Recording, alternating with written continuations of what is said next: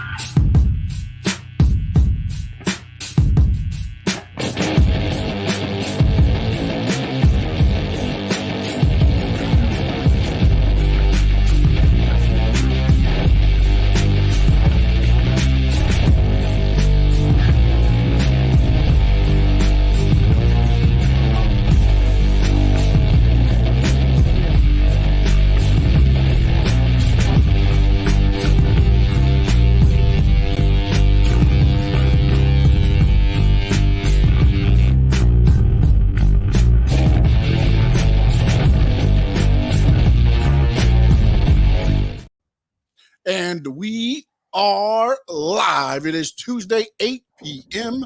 It is the Squared Circle Digest. I am Sean Stanley. How you doing tonight, Mr. Frankie Frezko? Hey, Sean, I'm doing great, man. How about yourself? I'm doing good, man. Doing good. Some good wrestling going on. Yes, and sir. don't forget, you can probably subscribe if you got the notification. If you're not, subscribe to the channel here at Big O Radio Show YouTube channel. Hit that notification button so every time we go live on Tuesdays at 8 p.m., you can get notified. Jump in on the chat line, and let's have some fun. And also, remember, very important, hit that like button, and let's get that algorithm going. And tonight, we start with Mr. AEW. We start with AEW news. All Mr. right. Frankie Frezko. Well, shout out to the chat. I see Tool Time in there, EWDJR in there as well. Your dad as well. I see your dad as well. All right, so No, not yet. Pops ain't in there yet, man. He's slacking. there he is. There he is. There he popped in there. Now he popped in. Love your dad. He's love late. your- He's late. All right. AEW, man. I mean, starting with Real quick, before we jump into AEW, the Cavender twins are at NXT. Yes, we could talk about So, that. you know, through a time it's sent what he do? On Twitter he tagged me and then He tagged both of us. oh you think okay I sent it Yeah. out and I just sent it out. So now back to the all important AEW. I'm sorry. We'll talk about the twins. I saw that. I was excited. Two time you got me excited. You got me excited about that particular tag. So I'm happy you tagged me on there. I appreciate it. And I did follow you back.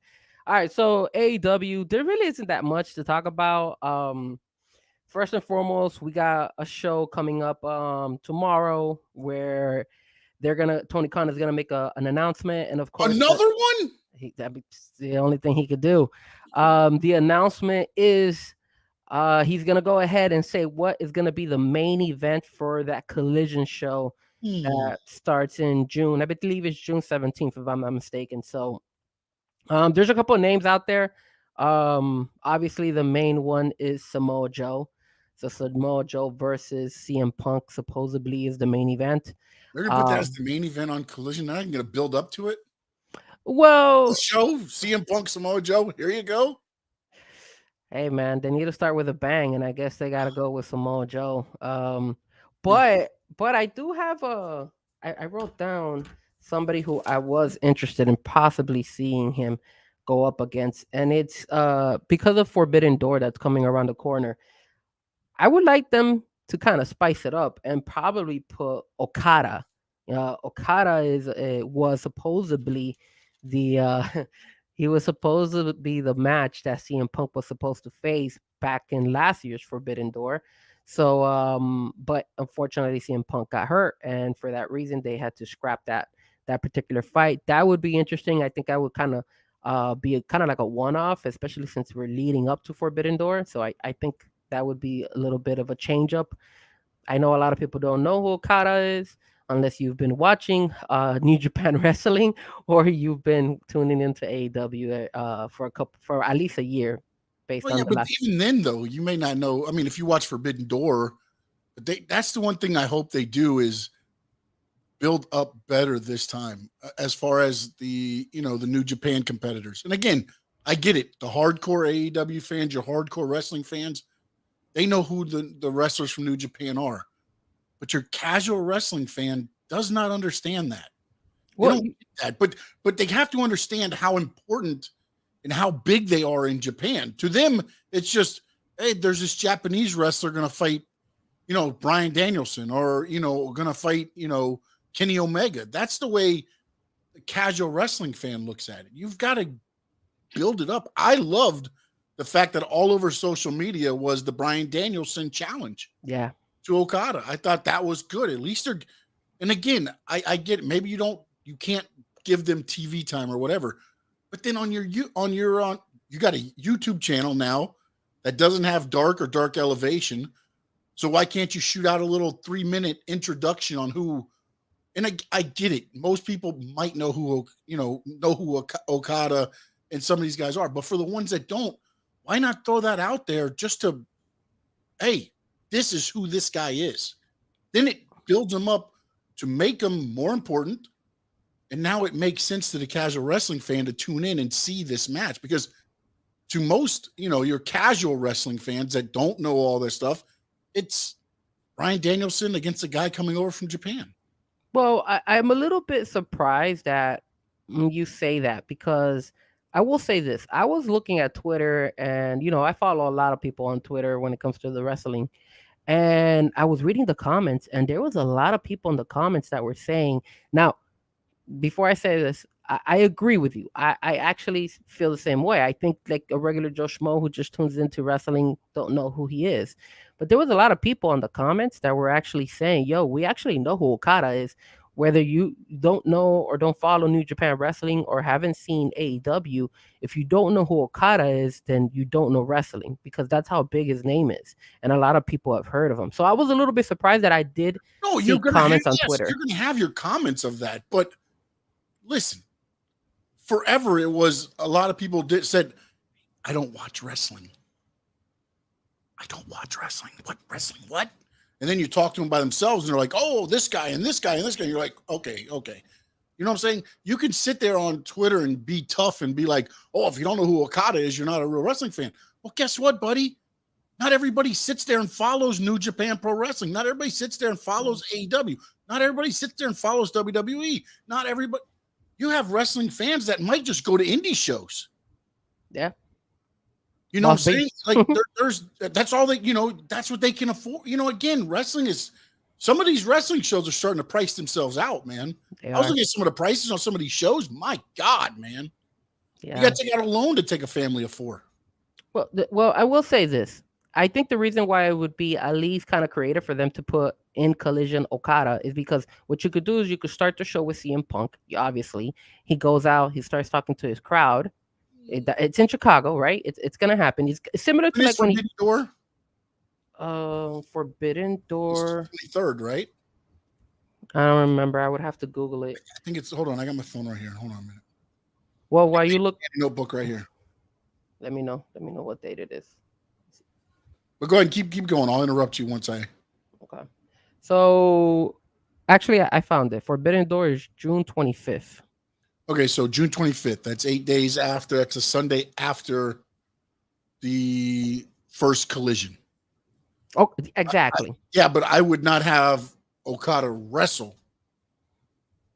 I would save him for Bryan Danielson. Okay. So let's look at two perspectives here, right? The way I'm looking at it is, hey, you have CM Punk come out for Collision.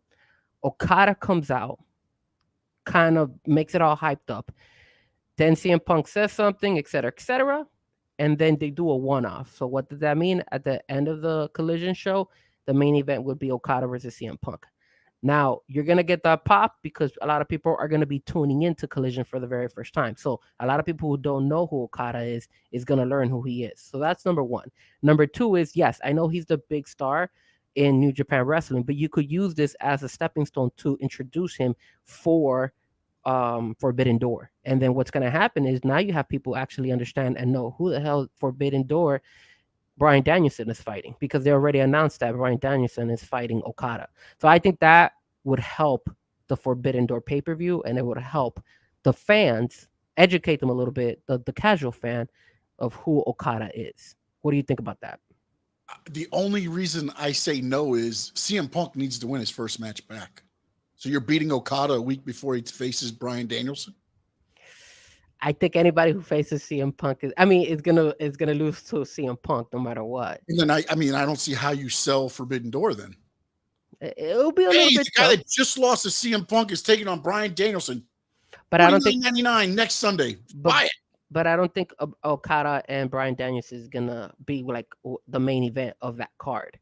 So I be the main event, but it's got to be. I mean, the whole thing has been built up as he's the greatest. Again, CM Punk says he's the best in the world, right? Yeah. Bryan Danielson, I'm the best wrestler in the world, right? Mm-hmm. Okada says he's the best wrestler in the world.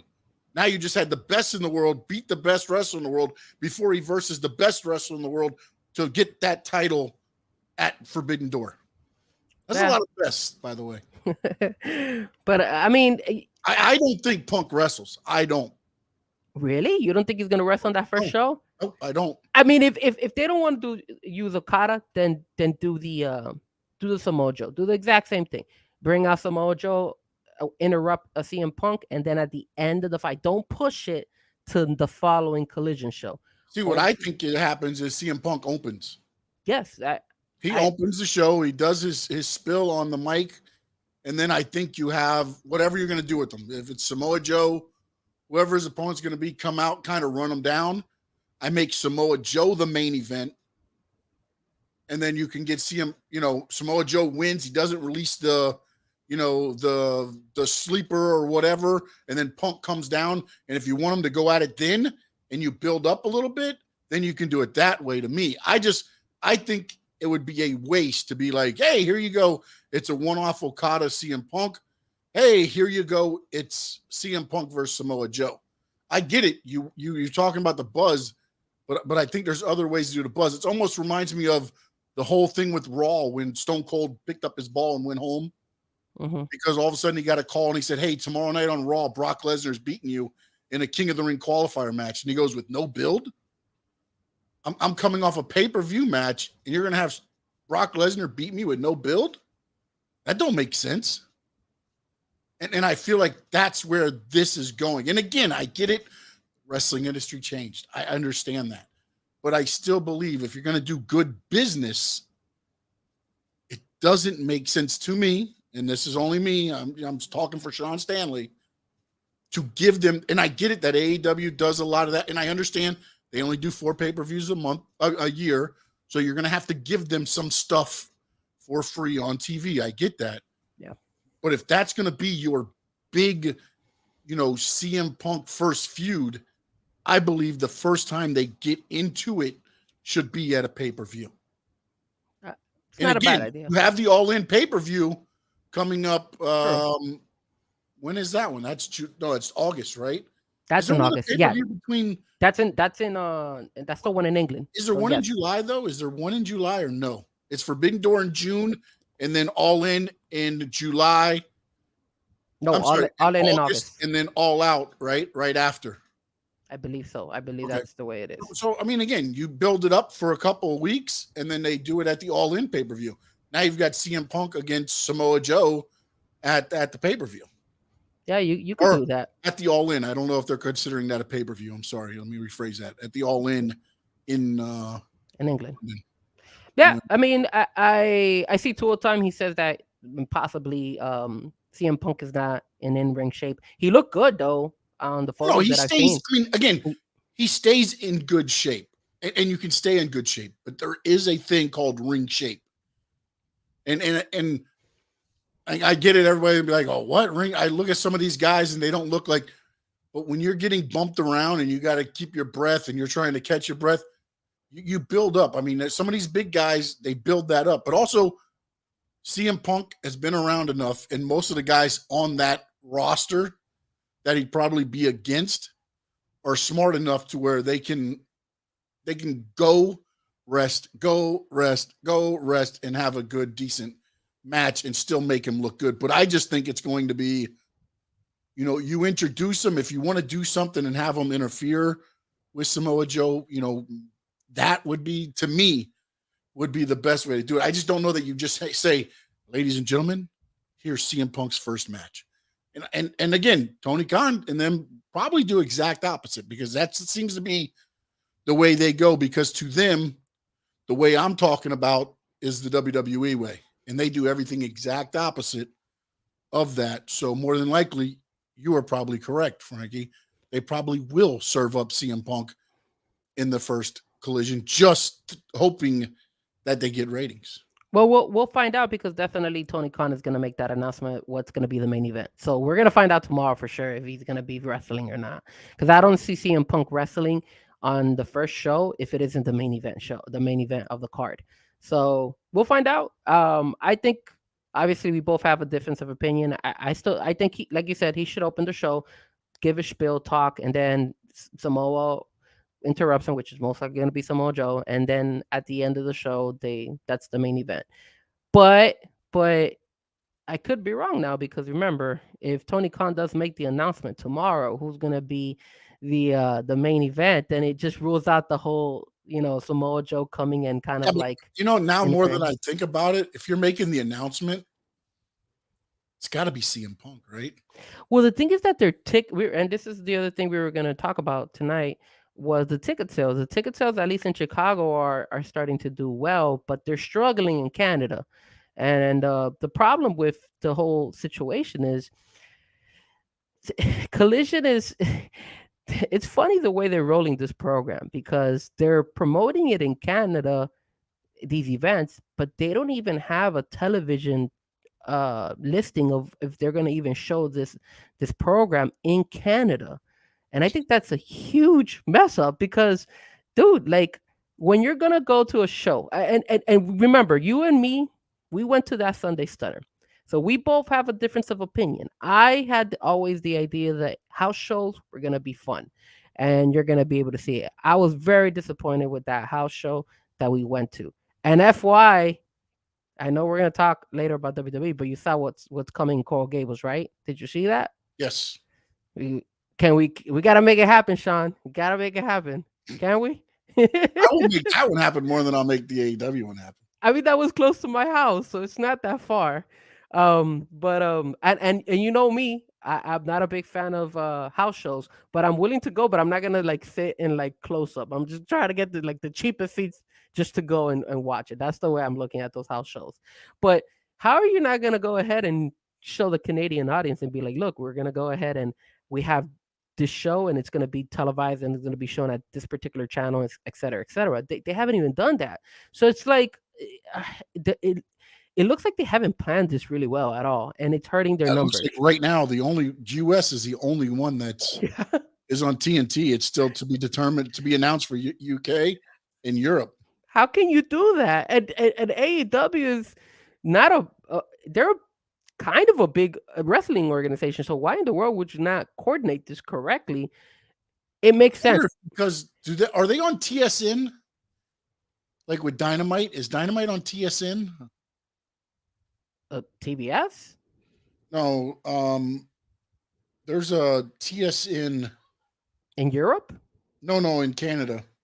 Oh, okay. No, so I don't know about the channels in Canada. So I guess you would have to look it up.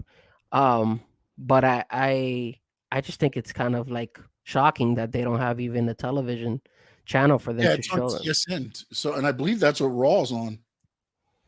So it's kind of crazy that they're doing that. They're having issues with that. So there's going to be the casual fans that are going to think the same way like I do, in which I want to go to a wrestling show, but I want to go to the ones that are being shown on TV.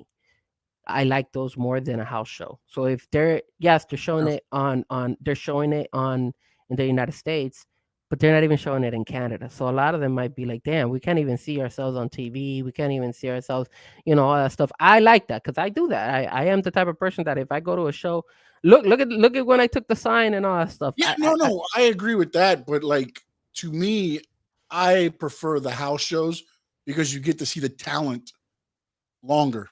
It's not again, some of the AEW matches are longer than what they do at WWE. WWE used to be a windmill of 3-minute matches and you just don't get to see anybody. Then when you went to a house show, they would go for 12, 15 minutes and you get to, it's just worth more to me, worth the money more than going to a TV taping, because half the time at TV taping, you had signs up in your face to where you couldn't even see anyways. Yeah. And then, you know me, the reason I didn't like the house shows as much was because, like you said, they're trying so many new things out to see how it is. So there's a lot of more fuck ups. And there's how I am about fuck ups. I hate when I see. That's why I can't believe you like AEW. I said it out loud. My fault. Yeah, but I mean, at least AEW does some crazy ass stunts where you're like, okay, I could understand why they fucked it up, But they didn't. And pardon my cursing, but WWE, they don't do those acrobatic moves. So when I saw at that, they want to look like a professional company. Yes, correct. You're not going to watch somebody go up there to miss, the second and third rope. Yeah, exactly. That's the thing. But I mean, when you hit, it looks amazing. I mean, I know you don't tune in. You said the key word. We're good. Go ahead, continue on. I know you didn't watch it. I know you never tune in. I hope you do. I hope you probably tune in. But Rampage this past Friday was probably one of the best Rampages that AEW had. It was a really, really good show. And I was surprised and shocked. And it sucks that show is taped. And we spoke about this last week. I believe this Rampage is one of the least watched Rampage in AEW Rampage history. And it was one of not many people did watch it. It's sad, man. And it was one of the best shows that they had. I mean, they were defending belts every single match. See, that's what I think they have just become, like, that has become the Goldberg at WWE and the Brock Lesnar. In case of emergency, break glass title match. But check this out. That's what they go to. And it's just like the whole thing with Tony Khan announcement. It loses its luster after a while. Okay, but check this out. The reason I thought the Rampage was very well done was not only because the matches were really fun, but they actually were also defending Ring of Honor matches titles, and they were also. I love those. That's my favorite thing on an AEW program. Wait, hold on. The Ring of Honor and then they were also defending New Japan belts. So they were showcasing some of these New Japan wrestlers as well.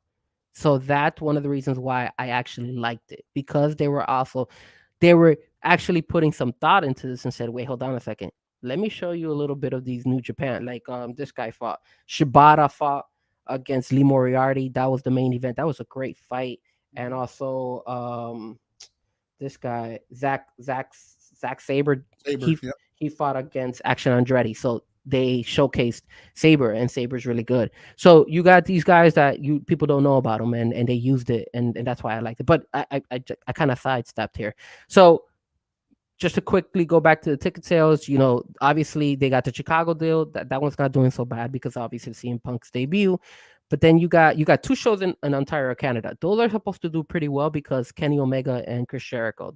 That's like their hometown, so that's fine. But then they got the one in Regina, and then they got the one in Calgary. And I heard that they're doing really, really bad on those two. Obviously, one of the reasons because of the TV deal. And then the second thing, what I was hearing was that the one of Regina, and I don't know how to pronounce that long city, Saskatchewan, Saskatchewan. Saskatchewan. Um, Apparently that falls on July the 8th. That particular day or that particular time in Canada, the weather's not that well. It's a lot of snow coming in over there apparently in Canada, or they have rain and issues like that. So what ends up happening is that whenever they have like a nice day, the people in that town don't even stay in town. They usually take advantage and get out of that town. I guess there's not that much to do there, and they actually go out and visit other locations. So it's like, who's gonna stay there and watch a wrestling show? So I don't know why AEW made that decision. I guess it was a bad decision to go to that particular city, but that's one of the reasons why that particular Collision show is not doing so well. And Can I tell you something? yes, go ahead. I'm looking at the remember I told you like casual wrestling fans and some wrestling fans don't know who these guys are. Yeah. Zack Sabre Jr. versus Action Andretti dropped 21% of the viewership Yeah. when that match took place. Then when Katsuyori Shibata took on Lee Moriarty, dropped 13%. Again, you can't just throw them out there. People don't know who they are. And I get it. The Twitter guys and gals can sit there and be like, "Oh, if you don't know, you're not a true wrestling fan." Man, people don't watch wrestling that way. True. People Yeah. are paying $9.99 to every damn website so they can follow. Oh my goodness, let me see what they're doing over in New Japan. Oh, great. I mean, yes, you have your few that I check in on it every once in a while. I'm not saying I watch every show. I'll watch it every once in a while. I know who, the main players are. If something happens, I'll click to it because I follow NJPW and NJPW World. But your wrestling fans don't, man. And I get it. They're going to have your comments. I'd be like, "Oh, if you don't know it, you're not a true wrestling fan." Well, man, dude, what is a true wrestling fan? Explain to me that. What is a true wrestling fan? Tua Time's a true wrestling fan. Okay, all right. We'll just say that from now on. If you're a Tua Time, what you watch everything? I mean, you have, and I'll go back to this whole thing on this. You have no life to where you're sitting there watching New Japan Pro Wrestling at 5 o'clock or 2 o'clock in the morning or whatever time it is when that comes on. Then you're watching every show, every WWE show, every AEW show. You're watching Game Changer Wrestling. You're watching the stuff on Fight TV. You're watching the indie stuff. Then you're a Tua Time? Yeah, not a lot of people do that. Not a lot of people invest that much time to wrestling. I would love to text that guy and be like, "Have you ever been to an independent show?" Yeah. You're not a true wrestling fan. Because until you go and support somebody in front of 10 freaking people and you watch somebody learn from the ground up this business and this, and have this as a career, dude, just because you pay money and you go to AEW and all these guys once they've gotten big, no, man, kiss my ass. Time. All right. Well, I will tell you this. You're right. There's only a good chunk, but there's also a bigger chunk of people who are now following like you and me and like two a time, like Karen, a couple of us that are continuously look at my brother.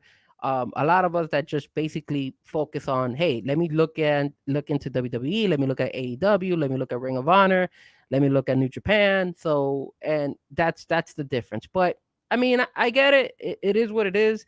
My only thing is, I know you could probably kind of showcase these guys by putting them maybe on the YouTube or putting segments of them on their IG pages and their Twitter pages and stuff like that to kind of bring some knowledge to the casual fan. But again, there's not a lot of people who also are going to be following the AEW account either, and you only have a certain time frame before Forbidden Door comes around the corner. So it's kind of hard to kind of promote and showcase these guys. That's why at least they tried to do it in Rampage. It's a tape show. It's on a Friday. Somebody might tune in and they'll be like, yo, who is this guy? And they probably liked it. But unless we could find a different way to showcase these New Japan wrestlers, then I don't know what else can AEW do. You have a YouTube channel. You have social media. Put together a 3-minute clip, throw it out on all your social media, and people will go and look at it. But remember, Sean, the casual fan is not also following these accounts. Most of them are following the AEW wrestling account. Yes, I'm not saying they're sitting there following every of one of the wrestlers or one of the stars or anything. I don't know, man. There's not following WWE, AEW. You'll follow most of the main ones, and you'll get it.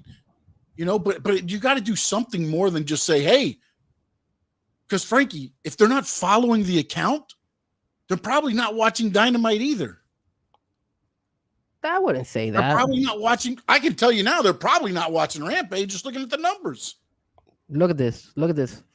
Check this out. I just went on Twitter. AEW, how many followers they have?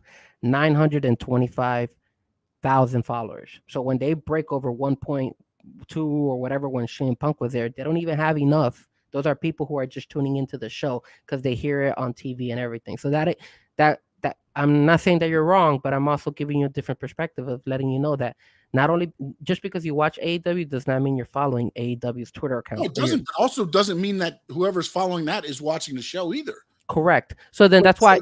But what does it hurt to throw out something to possibly 900 and something thousand people? Well, they did the Bryan Danielson, kind of like the build up a little bit now for the. Yeah, but everybody knows who Bryan Danielson is. I get the Okada one, but you should still introduce Okada to the United States wrestling fan. I get it. He was here last week. I get it. He's a name. I get all that. But damn it, man. Show something, dude, because I'm going to talk about it in a minute. Like, you've got to present them better than on a trash can lid, man. I can't remember what movie it was. What was the movie where they're like, oh, you presented him like a filet mignon on a trash can lid? That's how they do a lot of these guys, man. Okay, I could say that about the AEW wrestlers. I can't. For me, it's hard to go ahead and just say the same thing about these New Japan guys because, again, like I said, they have to look at it in two ways. These guys are only going to be showcased for their pay-per-view. It's not like these guys are going to be showcased for after the Forbidden Door. Sell your pay-per-view. Yeah, but Sean, you at the same time, man, like they also want to go ahead and try to sell. They also got to take care of their own guys. We had this discussion last week where we were saying, hey, look, they're not even going ahead and showcasing the talent that they already have in AEW. So how many weeks do we have before Forbidden Door right now? 3 weeks? Probably, yeah, because June 6th. 25th, right? So yeah, less than maybe you probably get 3 Dynamites in, right? Yeah. You got this one, the next one, and the next one. And 3 Rampage. Okay, so why not, hey, here's 1 minute on this one to be continued. If you do the next minute, if you make a 3-minute video of Okada, you play it on Dynamite. You play the 2nd minute on Rampage, the 3rd minute on the following Dynamite. But then you're gonna get mad. Production. But then you're gonna get mad because they're doing like 20 different segments, and you because they're trying to fit everything in at one time. Listen. Yo, listen. AE Dynamite. I believe it was this Wednesday. Maybe it was last Wednesday, and I forgot to bring it up. Okay. The first 8 people I saw on that damn show had 8 Ring of Honor belts. Well, I will say this. I am actually hoping. I'm hoping that they start showcasing some of those Ring of Honor in Rampage, and they have to, because Ring of Honor doesn't have the same audience as AEW, and now you're pushing AEW second show. You have to make that AEW Rampage relevant. I would start pushing in Ring of Honor wrestlers to that show and start showcasing more Ring of Honor wrestlers in that show to get some spark on that show, to be something different than what you're going to be giving them in Dynamite and what you're going to be giving them in Collision. That's my take. If you're bringing up Samoa Joe to Collision, again, there's more Ring of Honor talent coming up to your other shows. Yeah, I think the main guys of Ring of Honor, like the champions, yeah, they're gonna do that. Yeah, Cat for Life, I see you. Yeah, I think they're gonna do that either way. I mean, those are their big stars, and people want to see them. I mean, Claudio has done a great job. Samoa Joe has done a great job. I love watching them. I love seeing them. I don't need to know that you're the Ring of Honor heavyweight title if you're on AEW. For me, it doesn't bother me. For me, it really doesn't bother me. It doesn't. I'm being honest with you. It's a form of cross promotion. You're able to promote both of them. You're cross promoting what? You're promoting not only AEW. Watch me on my app that's recorded. You have this issue with like Ring of Honor fighters. I mean, dude, like they're wrestlers. They're still a part of the AEW brand. I know that this is not WWE. WWE does the same thing with when they cross promote. They're supposed to sell this draft situation between Monday Night Raw and SmackDown, and they do the same thing. They sometimes Kevin Owens and Sammy. What are we bringing? The Evolve Tag Team Champions up? We got the Evolve Heavyweight Champion showing up over there. Carmelo Hayes come in there and defend the title. The NXT title on the line. Oh, but hey, what about Corbin and this guy? Wait! Corbin showed up with a title. No, but he went to NXT with the WWE title. But he went to NXT. But he went to showed up with a WWE title because that's what they're doing. They're showing up with Ring of Honor titles because they have it. I mean, what do you want them to do? Cover it up? They have no other choice. They gotta walk with their titles. What do you want them to do? Not bring them at all? If they're in Ring of Honor, right? So let me ask you this: is Ring of Honor pushing the Blackpool Combat Club? No. Okay. No. Do you see the Blackpool Combat Club in Ring of Honor? I mean, I don't see their shows continuously, but I don't see them pushing all of them. Now, Claudio is out there. Why Wheeler's does Claudio out there. Have to show up with the Ring of Honor heavyweight title? Because in Ring of Honor, he's not the Blackpool Combat Club Claudio Casanelli. But he's Claudio. But he has. So you want him to take off his belt and just walk without any belt? You do understand the belt comes off the way. He doesn't wear it all the time, man. I understand that. When he goes out behind the curtain. But he's not walking around the curtain. He's not walking around backstage like, hey, me guys, I got him. I don't understand what's the big deal of the guy wearing, if he wants to. We already had this conversation once too. We'll have it every time. Because if your program is AEW, then you're AEW. Your Ring of Honor champions defend the titles on the app. Cap for life. I'm not gonna look, man.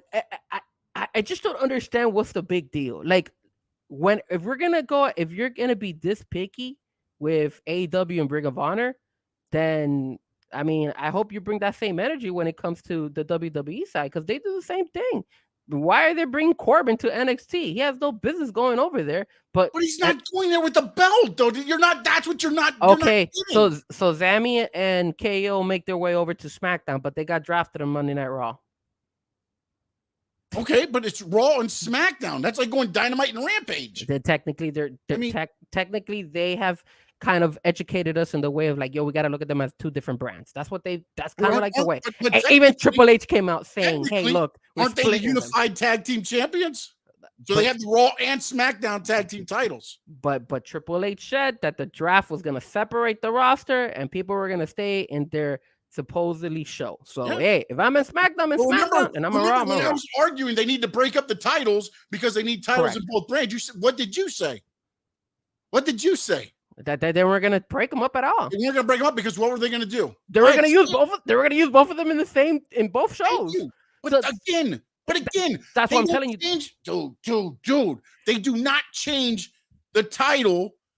You know, they're not. It's not the WWE Raw title on Raw, and it's not the the Evolve Tag Team titles on SmackDown. They're still the WWE titles. All right. Let me with defending AEW titles. Make up an AEW title.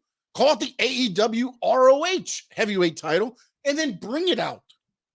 All right, let me remember something because I'm bad with memory. But remind me, and I believe this happened. I might be wrong, and if I'm wrong, call me out on it. No, I'm not. But when WWE bought WCW, yep, didn't they bring the WCW belt to WWE at the same time? They did the invasion angle, but they brought a WCW title as well, right? They did the invasion angle, yes. There you go. So I don't care that they use that angle. They use they use the invasion angle. Okay, that's great. But the company. It was an invasion angle, bro. It wasn't, dude. If you're gonna do an invasion angle and you're gonna bring Ring of Honor in, then of course have the Ring of Honor heavyweight champion there and do that. That's part of the programming. That's a terrible example, man. I'm just because you have made that part of an angle. If they have Claudio and Yuta and Moxley go to Ring of Honor and they come back in and invade AEW as Ring of Honor, then that's different. You're using that's part of an angle. But there's nothing to me that says, okay, let's open a show with your heavyweight champion against one half of your tag team champions, call it a double jeopardy match to see which one will get to take on, take on the other one for their Ring of Honor title on All Elite Wrestling television time. I think the reason you see it that way, Sean, is because you are the wrestling perspective of this. You have the experience when it came to wrestling. You know that side of the business. I'm more of the casual fan. I never wrestled, so I don't know like the whole like mentality as a wrestler. We look at it in two different ways. You look at it as the wrestler, and I look at it as the casual fan. As the casual fan, for me, it doesn't affect me seeing another organization, Ring of Honor, carrying their belts in an AEW show because they're both working for AEW. Okay, let me ask you this though, real quick. I'm sorry. Yeah, no, go ahead. Then what makes All Elite worth watching? The overall wrestling and the overall stories that they develop with the guys that they have. But they can't even put it's Ring of Honor titles that are coming over. So why don't I go watch Ring of Honor on the app? If their performers are that damn good that they're getting the All Elite Wrestling TV time, then why don't I go watch Ring of Honor on the app? There are some people who actually do go see them in the app as well. They are. Again, that's what I'm saying though, is you're right on the cross promotion side of it. I understand that end of it. But it goes back to growing the product. How are you growing All Elite by promoting Ring of Honor? Because AEW owns Ring of Honor as well. So what do you prefer? Do you prefer have no fans, or do you prefer to have some type of fans on So you're saying if there's no Ring of Honor, AEW has no fans? I'm sorry, say that again? You're saying if it wasn't for Ring of Honor, AEW has no fans? No, but what I'm saying is if you have AEW fans and you have Ring of Honor fans, I'd rather have something than nothing. So I'm not going to go and just say, hey, just because I don't separate both of them, I'd rather have a fan than not have a fan at all. There's a lot of people who don't tune into Ring of Honor. Remember I told you how many people are subscribed to their app to see the Ring of Honor. So again, that's what I'm saying is, to me, what Tony Khan is telling me by putting the heavyweight title and pushing Ring of Honor so hard, please go and subscribe to Ring of Honor. Yeah, but Sean, there's They're more important than giving All Elite Wrestling talent TV time. But I'm looking at it as well as a business standpoint. If I don't have enough fans subscribed to my Ring of Honor, and my wrestlers they want their names out there, they want to be known, and they have contracts for them and all that stuff. So what am I gonna do?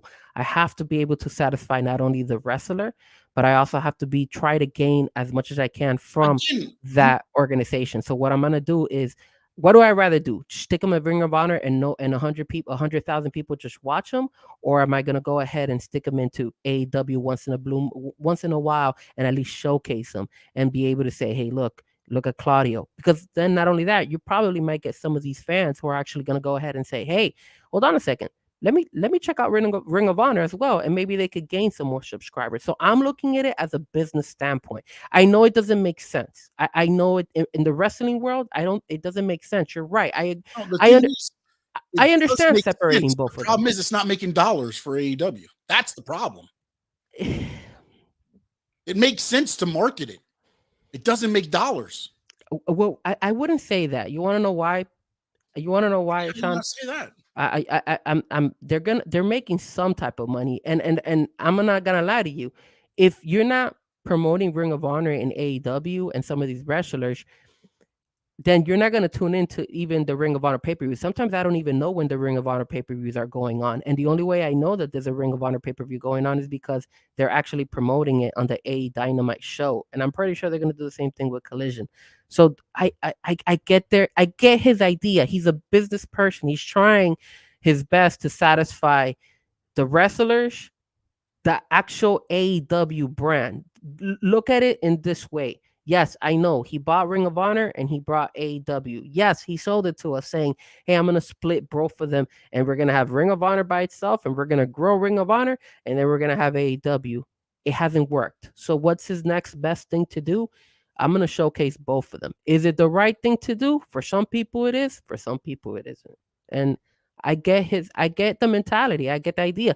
Look, they were defending Willow Nightingale fought on that Rampage show. She has a belt that is from New Japan. Am I gonna go ahead and knock her because she has a New Japan belt on her? No, she's fighting. She's defending that belt. It is what it is. I'm not, and she is an AEW wrestler, so that's good. I'm at least you're getting that as well. So you're whether she's wearing a belt from New Japan or wearing a belt from even CCW, you're promoting that wrestler, and that's the most important thing. You Okay, well, then let me ask you this: since we're talking all that stuff, then okay? if it was about putting belts on, how come Ariel Levy couldn't wear a CCW heavyweight title to the Ring of Rampage? Oh, because they don't owe CCW, and they don't have a contract working with them, so they're gonna do huh? You like that response? I'm telling you, they don't have now. If you got a contract with CCW and CCW and them have an arrangement, Ariel Levy can come with a CCW contract. Why do you think New Japan wrestlers are coming in with their belts? And it's No, we can go on this all day. We can. We've been going on this all day. But my thing is this: you're too concentrated. You have spread the AEW wealth now over AEW, Ring of Honor. You're helping out New Japan Pro Wrestling. For a while, you were helping out Impact, right? Because remember when the first, all that stuff. Yeah. So why don't you take all of that and make AEW the best AEW? I don't get what you're trying to say with make it the best AEW possible. They're different. They're all different brands. They're all different wrestling organizations. I get that. That's what I'm trying to say, though, is that you're promoting all these on your AEW platform. Why? Because they have contracts with them, so they have to go ahead and contracts with who? They own all Ring of Honor. They have nothing. They have an agreement with New Japan. Well, there you go. They have they had an agreement with New Japan, and they had an agreement with Impact. So if you have an agreement with them, same thing that happens when they're sharing their wrestlers over to their make the agreement. Because it's different. It's different. I mean, there's a lot of people that look, man. But if you're not taking advantage promoting it, it means nothing. They are taking advantage of it. I mean, look at Forbidden Door. Like for me, I actually the first time I saw the pay-per-view last year, I was like, okay, I don't know most of these guys. Now that I've seen them and now that I know and I started watching, I was like, oh crap. So now this year, a year later, I'm like, I know who these guys are. I follow now New Japan. I'm a die. You do, yes. But so you're gaining traction, whether it's a small percentage or nothing at all, but you're gaining something. And I understand what they're. Here's where I'm going to go old school style. And now, Okay. before I used to think Vince McMahon's like whole thing was like crazy. Now that I think about it, like, dude, why would you want to promote other people's product to water down your mate? And I'm using Boss B's word right here because it just came in, to water down All Elite Wrestling by bringing in Impact, giving them a bigger platform than what they already have. New Japan, giving them a bigger platform than they already have. And now what happens if Frankie Frezko says, you know what? I used to be Mr. AEW. This New Japan stuff, it's a lot better than that. Let me go take my money over there. Let me go take my money over to Impact. You're promoting your competition, and I get it. And I to me, it just, now that I look back on how Vince McMahon ran things, not everything that he's done, but how he ran that business, cutthroat. This is my product. This is what I'm focused on. That's why he's where he's at today. That is why he didn't water his product down. He bought WCW. And what did he do? He did the invasion angle, and he beat WCW again in the invasion angle. Very, very smart from his end. And that's why WWE is number one, because remember what his father said. His father didn't want him to go and take over every other wrestling organization. So there's going to be people who are going to think like his father, that are going to be like. Let me ask you this. Let me ask you, what would have happened if Tony Khan would have bought Ring of Honor? Okay. Move Samoa Joe and Claudio over there, whatever you want to do. And actually did kind of like that invasion angle to build up Ring of Honor. It may have worked. People might have said, yo, he's doing the same stuff that WWE did when WCW came. That's where he's going wrong. I'm not saying he's got to mirror everything WWE's done. But WWE has done some good things, or they wouldn't be around still. I agree. I'm not sitting here going to say everything they've done is great. Just as I'm saying, AEW the same way, because we got to watch out, because if you upset one or the other here. But like, they want to be so different. They want to be the exact opposite of what WWE is, that some of the things that have been tried, tested, and proved to work, they're still not going to do. I will agree and disagree with you. Okay. I understand that there is a lot of stuff that WWE did that was right, but AEW is trying to be something different. And AEW is not, I don't see it as watered down, like Boss B says it. And the reason I don't see it watered down is because, is New Japan really your competition? Is Impact Wrestling really your competition? No, your competition is WWE. And if you're able, companies, bro. Hold on. At the end of the day, Impact, New Japan, AEW, they all want to do one thing, and it's supersede WWE. So I think the way they look at it is, hey, instead of trying to buy out my competition, let's join together as one big one and try to work this out between all of us and try to beat this. Well, at least with New Japan, they had some agreement. They joined together for one show. But look what happened. WWE wanted to do the situation with New Japan Wrestling. Remember? So obviously, if WWE decided that they wanted to do the same type of angle, and New Japan told them, "Yo, go fly a kite. We like what we do with AEW." That goes to show you that maybe WWE. That's what they told them. Go fly a kite, because that's what we like doing with AEW. Do you know why they like doing with AEW? Because AEW still allows them to do whatever they want to do. Again, as I just told you, what Vince McMahon does. Vince McMahon looks out for WWE. Yes, I agree. Nothing else. Their Yeah. deal with New Japan would have been like, that guy's coming here. Oh yeah. And a couple guys there. And that's how this he was strong on him. Worked out. Yeah. Yeah. I mean, I get you, but you sit here and you say they want to supersede. They don't. Tony Khan does. They just want a piece of the pie. And they're getting a bigger piece of that pie because TK allows them to get a bigger piece of that pie. Again, I don't see it, because at least I haven't seen the trend where most of their wrestlers have all of a sudden jumped ship and left to Impact or left to New Japan. If that starts to happen, then I'll agree with you 100%. But that hasn't happened yet.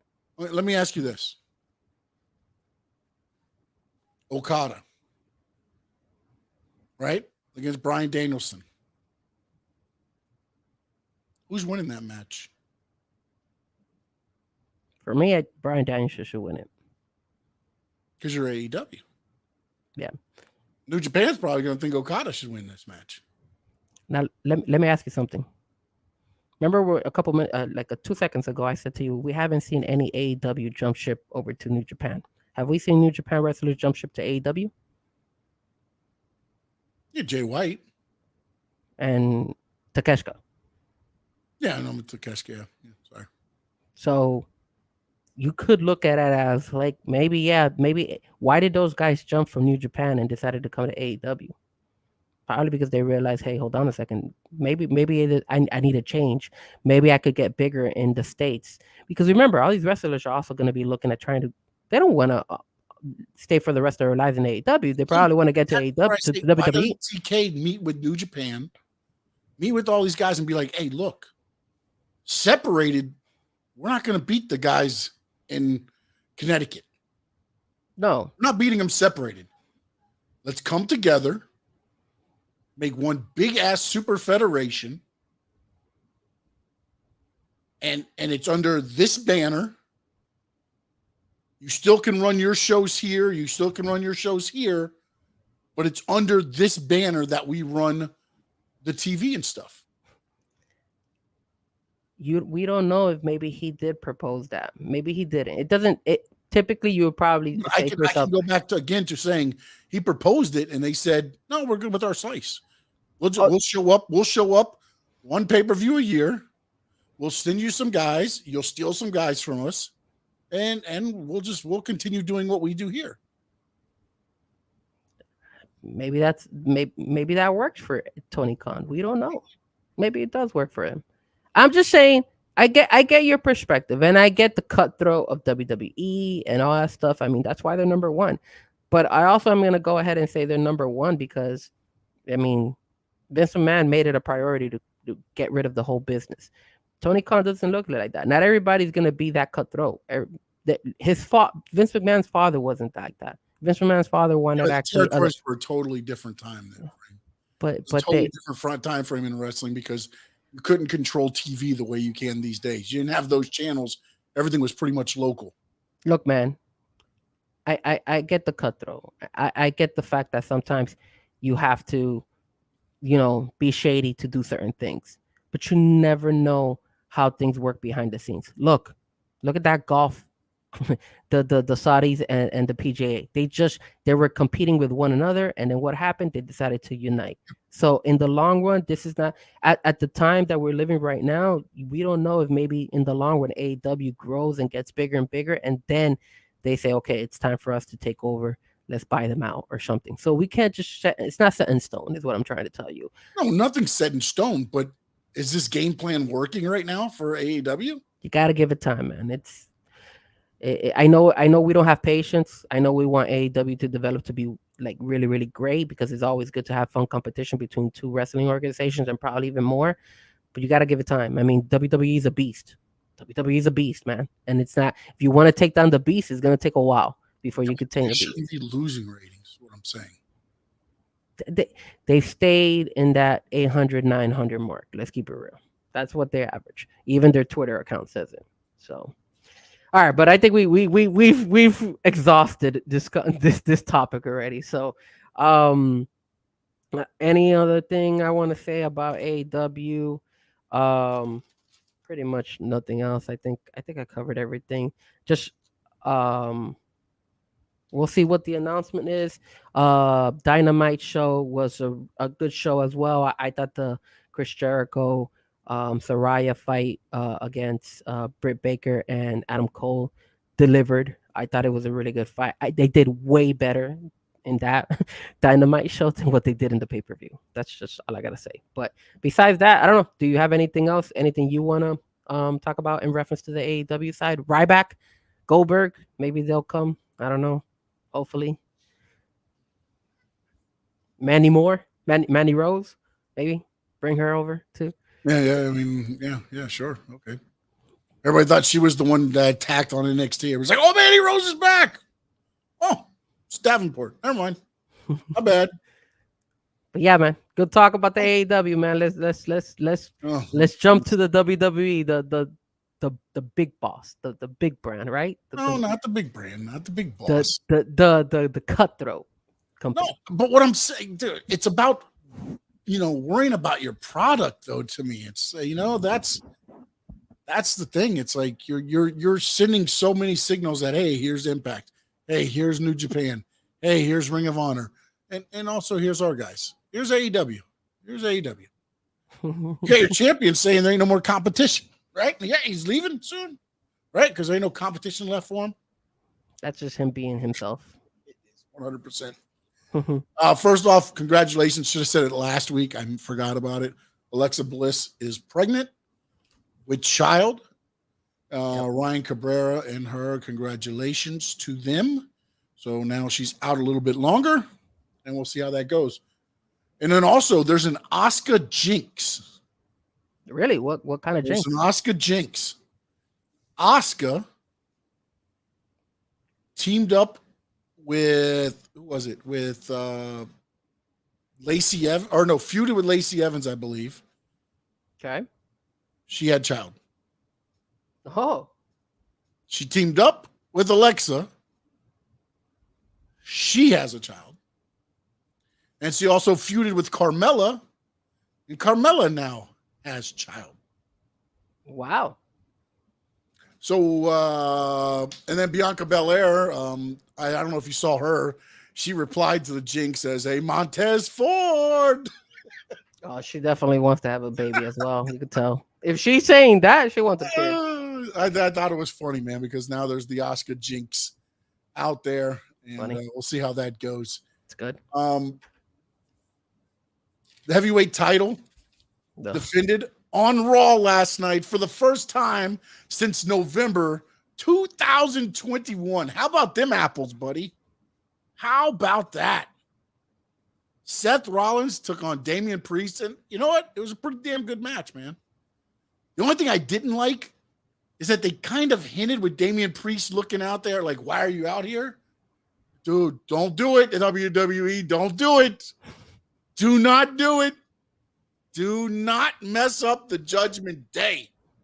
It's starting to happen, man. Do not mess it up, man. And don't do it. And now it's so good. They had all these great groups together, and now they're just starting to disband everybody. It's disbanding time. Yep. So what did you think of the title being defended? Finally. First time in a year and a half. I kind of had the feeling that they were gonna go with that angle when Finn Balor is gonna. I had the feeling Finn Balor was gonna be the next person to actually fight in Money in the Bank against Seth. That makes sense, especially since he was in the tournament. Yeah. I don't know about you, man, but I thought, oh man, I don't know, man. I feel I got this vibe that belt just doesn't look right on Seth freaking Rollins. Maybe it was just that show, but for me, it just. I don't know. It just didn't seem right for him. I was so excited when it didn't feel right. Like, wait, what do you mean? I don't know. He doesn't deserve it? He deserves it, but it's just his character is kind of gimmicky a couple of times on that Monday night. He was going ahead and they had Finn Balor and Damian Priest come out, and then he's like, "Oh, where's Rhea Ripley? Where's Dominic Mysterio?" Yeah. So I was like, okay. He also said, "Hey, Finn, I've already held the belt longer than you did." So I don't know. For me, it was a little bit too gimmicky, and I was like, "What do you mean too gimmicky? I don't get it." And I'm only saying this show, maybe. Were you not entertained by it? The fight was good. The Damian Priest fight was good. But I don't know. For me, it just seemed, I don't know. I You know what it is? You're not used to seeing the heavyweight title defended on TV because you watch AEW. No, I'm not used to seeing it. I'm not had heavyweight title since 21.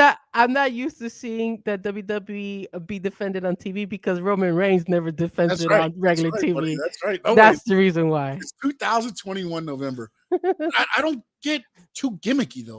What do you mean too gimmicky? I don't know, man. Wrestling. It's a world of gimmicks. Yeah, but I don't know. I thought he was being kind of like too much of a jokester, and I didn't like it. That's what he is. That's his gimmick. Freaking Rollins, man. I don't know. I just got that vibe last night. I got that vibe on Monday. Turning the TK on me here. I got that vibe on Monday. That's why I was like, really? Maybe it was just that show. Maybe it was because Vince changed a couple things. I don't know. Maybe that's why. But it was a great fight. I liked it. I liked the main event. I thought it was a good fight between Damian Priest and. Just sat here and talked about AEW for an hour, and you're gonna open up the WWE stuff by saying Seth Rollins looks gimmicky with the title. It's that if you look at Brock Lesnar, he's the tough guy, right? He's like the unstoppable. Yeah, that's his gimmick. Roman Reigns. That's his real life, actually, probably too. Yeah. Because he acted like that when he was in the UFC as well. He thought he was unstoppable. Roman Reigns, he's the bloodline. He's the tribal chief. He's the main guy. He jokes around once in the blue moon. Seth freaking Rollins, he is the type of guy who is not a heel. He's obviously a babyface. He's the Joker. Okay. I mean, I don't know, man. I just felt a little bit awkward with his little jokes here and there yesterday, and I was like, but maybe he's the visionary. If he's a visionary, then he's a visionary when being like a Joker. Rollins. And he is the world heavyweight champion. The only thing I don't like about the belt is, and I thought this is what you were talking about, when the lights hit it at a certain way, it is so damn bronzy. And it's big. It's so it looks like it's like sticking out a little, like a 3D type thing. I don't necessarily prefer how, I guess, gaudy the belt looks like as it sticks out. It sticks out. That's what I thought you were talking about. That also bothered me. I thought you were talking about the actual belt. That actually also bothered me a little bit, but hey, man, I mean, that belt looks just like the Universal belt now. Well, not really. I like Roman's new belt. That belt looks a lot better than what they did. It's the same Universal belt, but in gold. It's the exact same thing. Oh well, it's better than that thing Seth is. The medallion, the medallion Seth has around his waist. No, that Universal belt sucked. That gold one. I was not happy with that Universal belt. I thought that was dumb. I like the Seth one. I like the Seth belt better. But really, okay. Yeah. I'm not a big fan of the whole like I kind of like like the AEW one is nice. The Ring of Honor one you see back there. Whoa, I like the WWE one. Okay, there you go. Don't you dare talk about Ring of Honor belts and AEW right there. That's not bad. I like those. I'm more of the old school guy. Like I used to love the NWA 10 pounds of gold. I thought that was one of the baddest looking belts. Okay, what was your favorite championship belt? Ooh.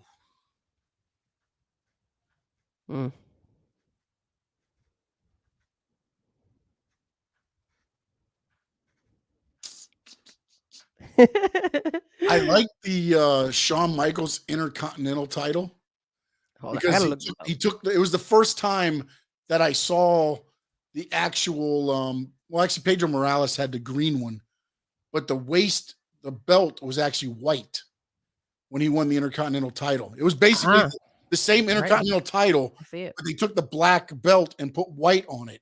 Yep. And to me at the time, that was like one of the coolest things just because it was different to me there. But I think, like I said, I think my favorite all-time belt is the 10 pounds of gold, the NWA heavyweight title, just because of that's probably like the belt of my childhood, honestly. Ric Flair defending it down here in Miami all the time. and going and watching it a few times, and that Oh, favorites. I hope the chat doesn't kill me, but I gotta agree with my brother. The John Cena Spinneroonie belt, that's one of my all-time favorites. It was If good not, because it was different. I mean, it's not for me, but I could see somebody because it that's why I like the Shawn Michaels belt. It was something different. It wasn't the normal black, belt that you had with the plates. It was white. and a number 2 belt, the $1 Million Man belt. That was Yeah. cool. No, I no, like that yeah, one too. yeah, the gimmicky belts. I like those. Yeah. I hated the hardcore belts. I've never liked any of those hardcore belts. They look the 24/7 belt right now, it looks terrible. I hate the 24/7 They belt. still have it? Didn't they get rid of it? No, I think they did because I haven't seen it in a while. Maybe they're waiting for R-Truth or something to come back. Real quick before we still get back into WWE, Two at Time says, Sean, off-topic question, since you were an actual wrestler, how does the inner workings of a match go? For example, does the booker tell you the finish and you and your opponent work out the spots? Good question. For independent wrestling, yes. Most of the time, unless they have a certain, they'll let you know, there's going to be a run-in or, anything like that. They'll give you all the details. Most of the time, unless there's something specific they need into the match, you get to work the match out with your opponent. Now, when you work up into what WWE, AEW, then they have producers that work with you and help you lay out the match and everything else because they understand the what is it? O says the macro instead of the micro. So the producers are working on the macro of everything, so they want to make sure that you don't do something in that match that's going to affect something down the line. That's also why WWE is a lot more watching their promos and kind of telling them what to say because they don't want somebody to slip up and get 2 or 3 shows ahead of what's already written.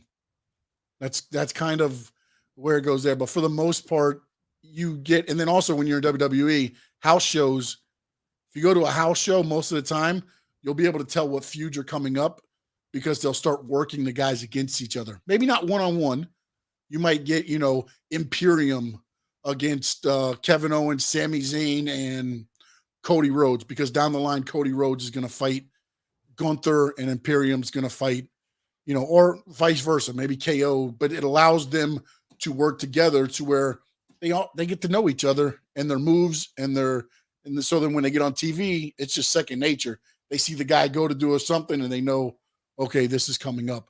So that's why house shows also turn out to be important because they get to work on a lot of the stuff leading up to their TV time that they get, which is why I'm happy that they're back on the road. Let's see. Official DJ Mimo says Seth is like Shawn Michaels in a way. Yeah, in a way, I guess he's kind of that. He's more like, to me, almost, he's the Shawn Michaels, Brian Pillman mix because he's a loose cannon in a way, but he's also doing, Yeah. Raw was great last night. I thought Raw was good. Let's see. On the belts, they've got, oh, no, you got that one already. I'm sorry.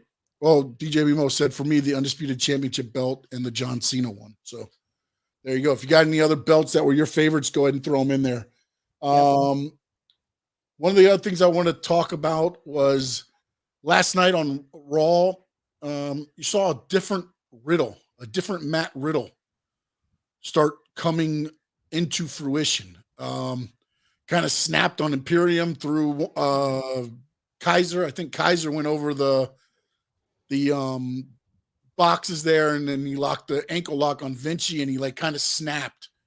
So I'm hoping that's where they go, Riddle. I like the bro stuff and things like that, but I like the fact that he's a legit fighter. I mean, you got some people forget that he was MMA before he was. He left UFC because of drug testing. That's why he did. That's why he went into wrestling. He left UFC because of drug testing. Not saying he was going to be a pro, a champion or anything in UFC, but the fact that now they're giving him that edge to me, I like that. I like the fact they're giving him that. I wish they would do a little bit more with Shayna Baszler. No. And also with Sonya Deville. As far as letting them use more of their, like, the snapping, like Shayna Baszler gets to a point to where she just snaps and then goes. That's what I'm talking about. Not necessarily the whole time just smashing people, but the fact that when she gets to a certain point, she snaps, locks in a hold or something like that. I'd like to see that with a lot of more of the, the MMA style wrestlers that they have on the roster. I'm a little bit tired with the bro. I'm a little bit tired. Randy's coming back, dude. Yeah, I can't wait. Randall, where you at, Randall? I hated when he was like nagging the whole time about Randy. That crap ruined it for me. But I do like this Riddle. If they go with that angle, where a little bit more tougher Riddle, I like it. As far as the Shayna Baszler, I think she already does that, man. Like but she does that to a point. But I think she takes too much of an ass whooping sometimes. Maybe now that she's back with Ronda, maybe that'll change a little bit. But I used to, man, to me, it's like, for me, I've always felt like Shayna Baszler's wrestling skills, like I know she's gotten better, but because she's a fighter, though. That's what I'm saying, though. So she gets hard. Where you out wrestle her, and then she's like, "Screw this! I'm gonna fight. I'm gonna get dirty, muck it up." She's always kind of been like that, but I just her wrestling style is a little bit rough. I've gotten used to it, but I at the beginning it was rough just knowing that. I mean, she treated it like if she was still in MMA, and at least Ronda has done a couple of the different things, but the bad thing about Ronda is that she fucks up a lot. Yeah, she just gets rushed and flushed, and she's just not there yet. DJ Mimo says the SmackDown tag titles 04 to 06 and Raw World tag titles 04 to 06.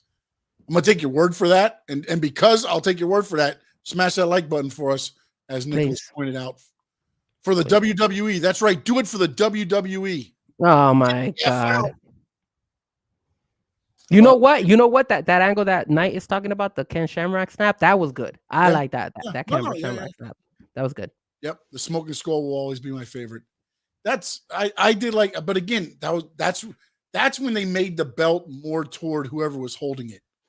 Nobody smoking skulls. You had the Rock, you're like, yeah, I was gonna say that. Nobody's mentioned the Brahma Bull belt. Yeah, I mean, I like those, but I don't know, man. I like the clean cut ones, man. Like old school. AEW one's not it's flashy, but it's not flashy. It almost reminds me of what Flair used to hold, the big belt. You like the old school belts. I do, man. I'm more old school. I don't know why, man. I'm about that old school style, man. I like. One thing I always talk about with AEW is that I don't feel like they present the newer talent that's coming on the roster properly. Okay. I believe that WWE is doing a pretty damn good job of what they're doing when they've elevated. I think this time around, a lot better job with the talent they're elevating from the NXT roster than they've done in previous times. You saw Carter and Candice last night take on Rousey and Baszler. Yeah. Right? You saw that. You saw the other week, I think we talked about it last week, JD McDonough. Yep. He showed up and laid out, trying to think, man, now I had this. Those other two guys, I forgot their names. The two guys that are like Indus-Sher. Indus-Sher's, yes, I thought they've done good. And again, they didn't rest, they attacked, and it wasn't necessarily a match. I like what they're doing with some of the, the talent that they're bringing up. I think they're doing a pretty good job. Grayson Waller yet to make a wrestling appearance, but I thought when they did the Waller Effect show, it allowed for his talent as far as on the mic to show, and so your thoughts on some of that? That group, I forgot their name, man. That we've been talking about it. That I used them once as a performance of the week. Oh man, I forgot their names. That they have long hair. They have that pretty deadly. Pretty deadly. You're right.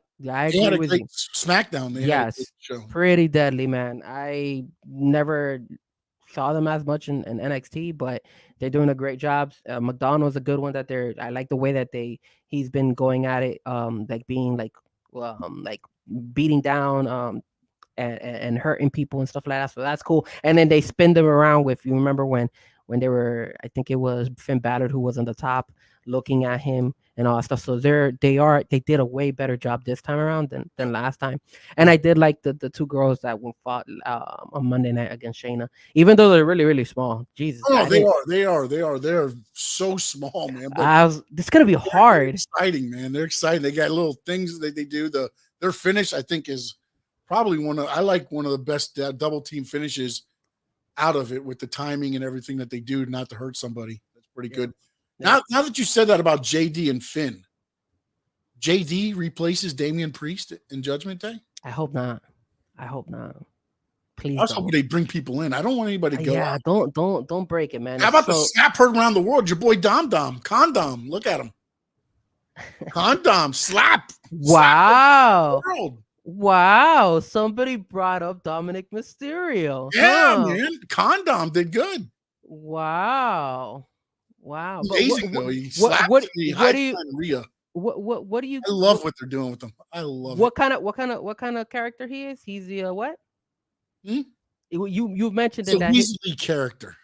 Let me ask you something. Does a weasel slap Cody Rhodes? The weasel slaps Cody Rhodes and goes and hide behind Rhea Ripley. Yes. Does he even have should he have even slapped him in the first place? Should he have been in that segment in the first place at all? If he's a weasel. Please explain, sir. I want to hear this. Dude, he hit and ran, man. He hit and ran. Wait, don't dodge the question. I told my brother I was gonna come after Sean. Go ahead, dude. Dominic Mysterio. I don't know what they're gonna do with it. If they do something with it, I'm all for it. Why would they bring Dominic Mysterio to have a segment with Cody Rhodes? Cody Rhodes is way better than him. We all know that. And he's a weasel, so he has no business being there. No business. What do you mean he doesn't have a business to being there? He has no business. He's a weasel. He comes in, he does his little slap, boom, hides. And then what happens? Miz takes the brunt of the blow. Miz gets knocked out. He had no business. He had no business being there with Cody. He did exactly what he had to do. He got Cody riled up, and then Miz said the wrong thing, and bow! Lights out, baby. I mean, for me, it sounds like they look at Dominic Mysterio as a potential big heel in the long run. Because they put him in with Cody, and then really, a weasel doesn't get that type of that type of exposure. You do understand? Bobby the Brain Heenan was called the Weasel, and he got a lot of exposure. Yeah, I mean, was Bobby the Brain Heenan a full time? You do understand? MJF is kind of a Weasley character, and he's getting pretty damn good stuff over there in AEW too. And isn't he the biggest heel in AEW right now? Yeah, he is. Are you going to tell me Condom is one of the biggest? No, I don't think he's filling his protection right now. But what did I say? I said I've said this a while back. I told you that they need to take advantage of that kid. I said the moment they found out that everybody was booing the crap out of him, I said, "Oh, they got something here, and they could develop this guy." But to say he's going to be in the main event picture? No. I remember what I told you. You say he should be in the title. He should be pushed to win, and be up. And I said he will win, but it will be Weasley ways. It'll be other people helping him win, and that's exactly what they're doing. You're right. You're right with what you said. I was saying that he little by little you develop that character and you build off of it because there's so much hate for that guy. Yeah, but that he's already gotten that he already has the people invested on him. So it just makes sense to start pushing him even more to the point where people are just gonna hate. He could become a really, really bad, like hated heel. He's already. The thing I disagree with you at is you were talking about pushing him by himself. No. Yeah, you said get him wins. I remember what I said. He needed help by getting Rhea Ripley. What are you talking about? See, you're putting words in my mouth. I did not say that. I said, hey, how about you put Dom and Rhea Ripley as the head guys of Judgment Day as the king and the queen? Or did you forget that I mentioned that? I'm not talking about that part. No, I'm not talking about that part. I'm talking about the part where you're talking about Dom getting wins, and you're talking about pushing him up the things. Yes. And I said, if they give him wins, they got to be with help from the other people in Judgment Day. And at the end of the day, I said it doesn't matter whether he gets the help or if he doesn't. He needs to get the wins to the point where I have the feeling that he could actually even compete for a USA title or Intercontinental belt. Because I don't think he needs a belt. I remember what I told you. It's not. This is. Let me make it clear. This is not a sprint. This is a marathon. You build him up little by little, and you start bringing him up eventually. I'm not telling you that tomorrow, next week. What I'm saying though is he's past the U.S. title. He's past the Intercontinental title right now. No, he's not. He's getting. Yes, he is. No, he's not. Fucking a goddamn microphone. You telling me that if you put him against Gunther, he's gonna beat Gunther? No, he's not. Holy shit! Do you know wrestling is scripted, right, dude? Of course. I get it. It's still real to me, but damn it. Are you telling me that they're in a street in a fight with Gunther? This is what you're telling me. You're telling me right now Dom's character is not getting more heat than what Gunther's getting. He is. But what I'm trying to tell you is, what the hell do you need a belt for? But what hold on. What I'm trying to tell you is, would you go ahead and put Gunther? Take the belt. Would you put Dominic Mysterio over Gunther? What? Would you put Dominic Mysterio over Gunther? No, right? As far what do you mean over Gunther? Like if they wrestled against each other for the Intercontinental belt, would Dominic Mysterio Dom win? doesn't need the belt. Again, you're building him up to the point where he could eventually win that belt. Would I give him the belt if the guy has surpassed his character, because his character at the beginning sucked? So let me ask you this then. If going by what you're saying, yep, why wasn't Gunther in the ring with Cody last night? I'm not sure. Maybe they're not putting that angle right now. The Judgment Day. Tom has more heat right now than anybody else now. Did you expect Dominic to be in that segment with Cody Rhodes, or did it come as a surprise to you? Well, I mean, up until like an hour before when I saw the rundown, yeah, no, it did surprise me a little bit. See, nobody was expecting that kid to be called up to do a segment with Cody. When you look at what he is generating, the heat that he is generating with the crowd, that's not something you can deny, dude. And that's what I'm saying. You have a gold mine for that. You're talking about elevating them up like belts mean something in wrestling. Belts mean shit. That's extra luggage.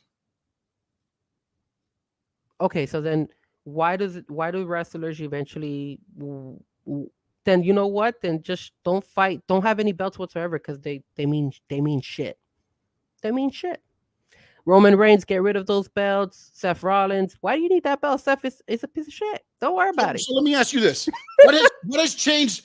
But let me ask you this: what has changed from Seth being that world champion to what Seth was before? For me, yeah, I think he finally earned it. He deserved it from the first place. It was a while back since he's been working at it for a long time. Seth Rollins, did it make him better? Well, that's what I'm saying. That has yet. Listen, belts that has yet to be seen. Make the person. The person should make the belt. The superstar should make the belt.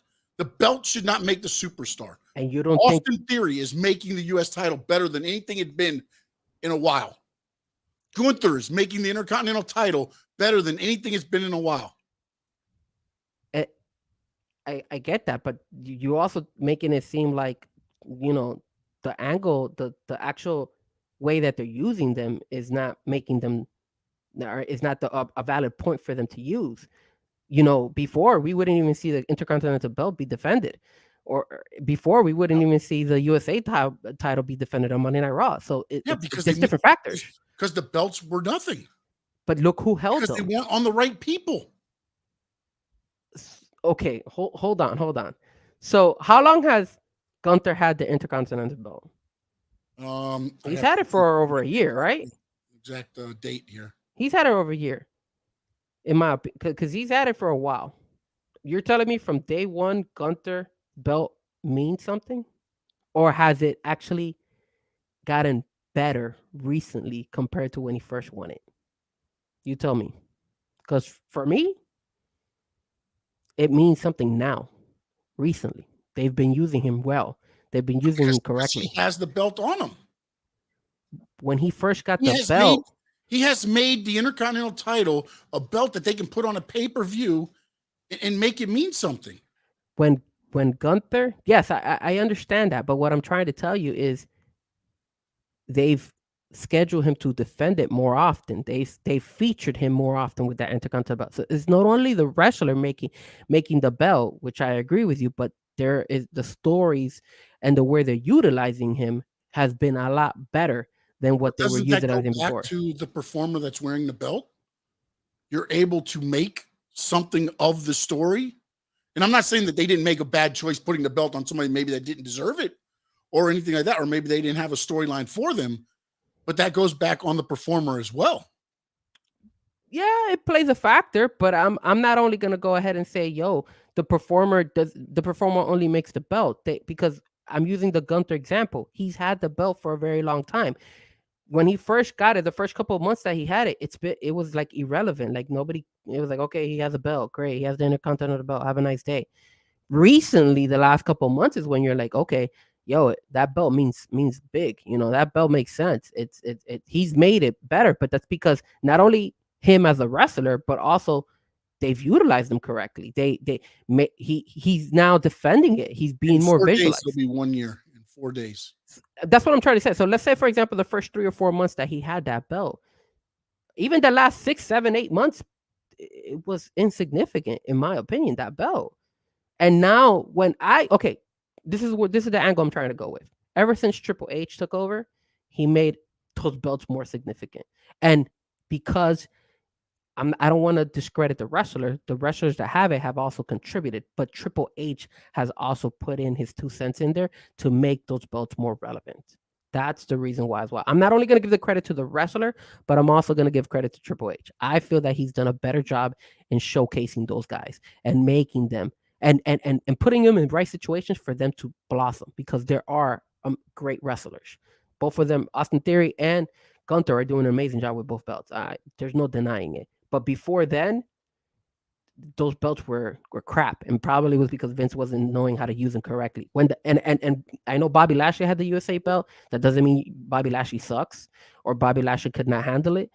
But again, they didn't use the right angle for him. They weren't showcasing him like Triple H has done a good job with Gunther and with Austin Theory. That's why. So I get you. You're giving credit to the wrestler. I'm gonna give credit to the wrestler, but I'm also gonna give some credit to Triple H. I think Triple H has helped them. Okay, but here's my whole thing on it is Triple H can lay out whatever he wants. Yeah. The performer's got to go out there and make it mean something. That's why I'm not denying. That's why I'm saying I'm giving them both. both. I think the performer gets it because I can get out there and lay everything out for you, but the performer has got to perform to make that title mean what it does. I agree 100%. That's why I say it goes to the superstar. Because everybody knows wrestling is scripted, choreographed. You've got angles that it's written out. But who has to go out there and perform that night in and night out to make sure that title becomes relevant? And again, I don't want you to think that I'm not giving credit to the wrestlers. And I just but I think you're giving too much credit. No. I'm not giving too much credit. I give more credit to the wrestler. But I'm not going to give the wrestler 100% of the credit. I do feel that Triple H had a little bit to say in why that belt is more significant now. That's all I'm saying. How do you not give a performer 100% credit when they're doing 100% of the performance? Because I'm using the example of Gunther. We're using the example of Bobby Lashley. When those guys had those belts, Ricochet, when he had the Intercontinental belt, did those belts actually were they being utilized? Are you telling me Bobby Lashley is not a good wrestler? He's a very good wrestler. He's been able. He's headlined paper. He was the world champion. He was the WWE champion at one point in time. Which is why he should not have been the United States champion. It was one of those things to where they just said, "We need a champion. Here you go." To me, the U.S. title, the Intercontinental title, are always been, and they should have always been, stepping stones.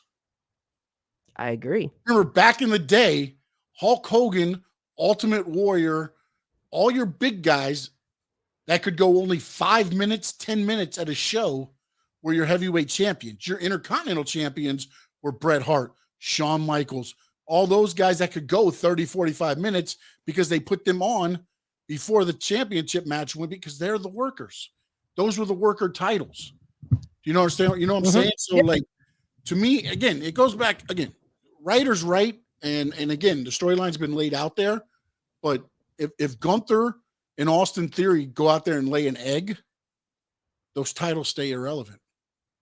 True. I agree with you. Could have written the perfect story. I agree. That's where I go. I agree. And that's why I'm not discrediting the wrestler. Mr. Perfect, Chad said as well. That's true. Mr. Perfect was amazing. Yep. Those, I'm not discrediting it. I mean, look at one point, and again, I think the reason this happens is because, again, you're kind of old school with your wrestling, right? You like, I could tell, the wrestling belts, the mindset of, hey, they should be stepping stones to become one. Wrestling changes. I mean, look, a couple months ago, Seth Rollins was the USA champion. You feel me? So they don't look at it like that anymore. They don't look at it as a stepping stone. They gave it to Seth Rollins because they wanted to build that belt and say, hey, look, we want to make this belt relevant again. So let's put it in somebody a wrestler who can make a big, impact on it. That's why I'm saying I'm not disagreeing with you when it comes to the wrestler. The wrestler has a huge part, more than Triple H. I just feel that the storyline also has to fit the belt and the wrestler. If you don't have the right storyline for that wrestler, it's not going to work out. Look how good it's been for this guy, Roman Reigns, holding that belt for so long. Some people are annoyed, but we talk about it. You're either going to like it or you're going to hate it. So it makes sense. I give credit to the wrestler. I don't want you to think that I'm not. I do give a lot of credit to the wrestler. If you want me to go ahead and tell you, I would probably even say 90-10. That's how I look at it. 90% is on the wrestler, but I'm not. I give them that 10% to whoever's making those storylines, because you could be a great wrestler, but if you don't direct them, look at AEW. Let's use AEW as an example. Look, they have great wrestlers over there, and their storyline sometimes sucks so bad that you're like, damn, man, like, what are they doing out there? And Moxley's been a champion, and you're like, what? His storyline sucks, and we know Moxley can hold a belt. We know Moxley can hang, but it just doesn't work right because the storyline doesn't fit him, and they're not utilizing him the correct way. That's all I'm saying. Okay, no, I was trying to find something real quick. And now I can't find it. That's all, man. It's and like I said, it's only opinions. I'm not arguing with you, because I want you to realize that in no shape or form would I go ahead and say that the narrative is more important than the wrestler. Absolutely not. The wrestler is way more important. I mean, it's the performance is the ones that end up making what the championships become to me. So, again, we'll go back and forth. We can agree to disagree. Real quick, we got some people jumping in here. Dean Ambrose looks better wearing that heavyweight belt. Knight says belts are props to push storylines. The reason the world title exists, to make a prize for the top talent. Was Austin over more after the WWF title? Bradster says, what's up, guys? What do you think about the matches so far for Forbidden Door? I'm looking forward to Danielson versus Okada, Omega versus Ospreay 2. Will be hard to top the first one. We hit on that earlier. Chad says, wait, wrestling is scripted?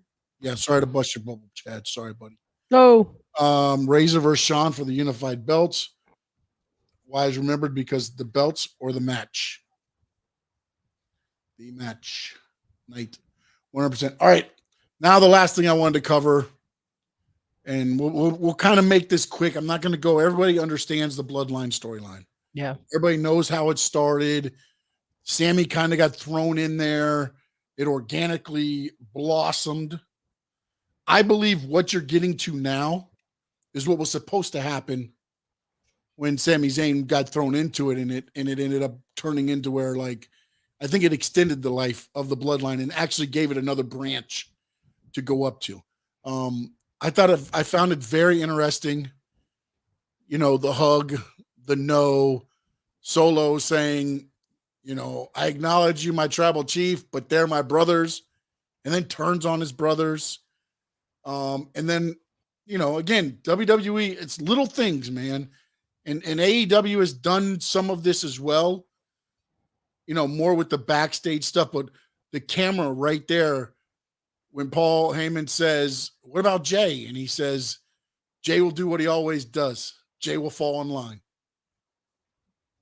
And the thing to me that is hilarious, and I fell for it hook, line, and sinker. I thought Jay was going to be the one to turn on him, not Jimmy. The way everything was building up, the way Jay was, you know, conflicted with Sammy, with Roman, 100% thought Jay would be the one making the move. But then, you know, he was so conflicted, he couldn't make that move. So Jimmy said, I had to do what you couldn't do. As his brother, super kicks Roman. And now it comes down to this SmackDown. Paul Heyman last night says, you know, we invite you to tune in to SmackDown so Jay can make his decision. And I wonder, because again, everybody says it and nobody knows 100% sure. What is the next tree branch because I don't think this ends regardless right now. I don't know that this ends. You know, but where does the next branch go? Because now you have real life brothers, Solo and the Usos. Well, at least Jimmy Uso's out. Jay Uso's conflicted. Solo's with Roman. You got a dad in Rikishi who is on the sideline. Does he get involved?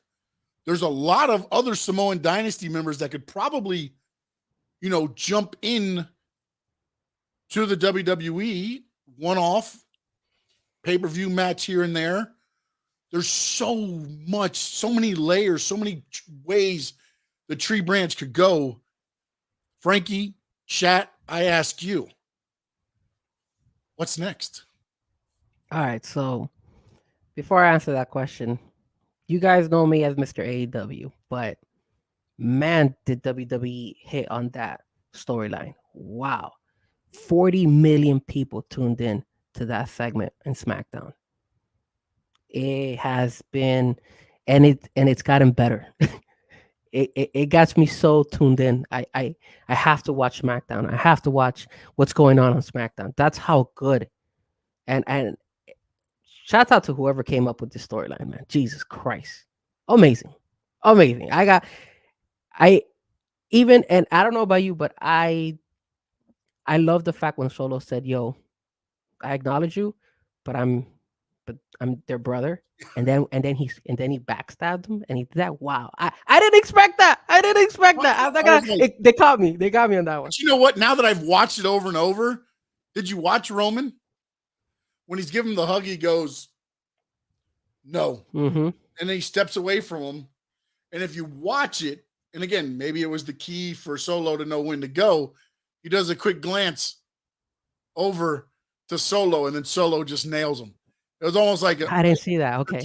You watch it again. I gotta watch it. Like as I watch it more, I pick up something else, and it's just like, and then also Heyman's face in the back when Solo says, "They're my brothers." Heyman's like, "Oh, we're in trouble." And they, I don't know, Heyman hits the spot so well. Wait, he came up on Monday, and what he said on Monday, you know, he's selling the story like there's no tomorrow. Like that is so impressive. One of the other things too, and you're hitting on it right here. Roman doesn't need to be here. You know what I'm saying? Like it's Roman is involved in the storyline. Paul Heyman is involved in the storyline. Michael Hayes has been the producer the whole time, from the beginning with Sammy all the way through. Michael Hayes has been the one producer working with Roman and Paul Heyman. And I think a big thing to this is the fact that Roman has a lot of say in this, and it's coming off. And I always say this, and you know I do. fans are getting emotionally invested in this because it feels real. It's Yep. brothers, it's cousins, it's it's loyal. You saw Sammy turn on his best friend to go with them.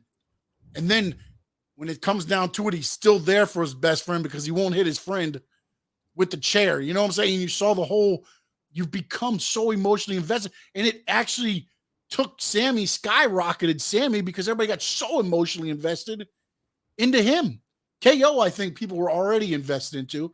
And Sammy had some. Don't get me wrong. I'm not going to sit here and say Sammy was nothing without this. No. But he wasn't on the level he is now. Correct. Without this. Correct. 100%. You know what I'm saying? So, and again, kudos to him too, because they've all taken the ball. They've all worked in it together. And I think that's why this is coming off so good, because everybody's had a hand in it and they've made it their own.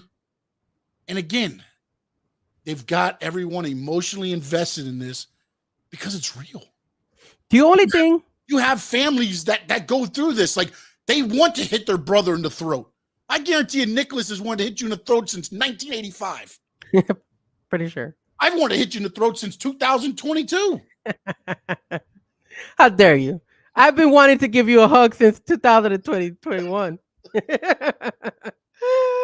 I love you. But I will say this, man. The only thing I didn't like, and it has nothing to do with the storyline, is that damn gold belt. Why did they bring that belt? That belt is so stupid. Like, it had no point. Is Paul Heyman gonna tell you why? Is Paul Heyman gonna come out with both belts now, and then Roman is gonna have the gold belt?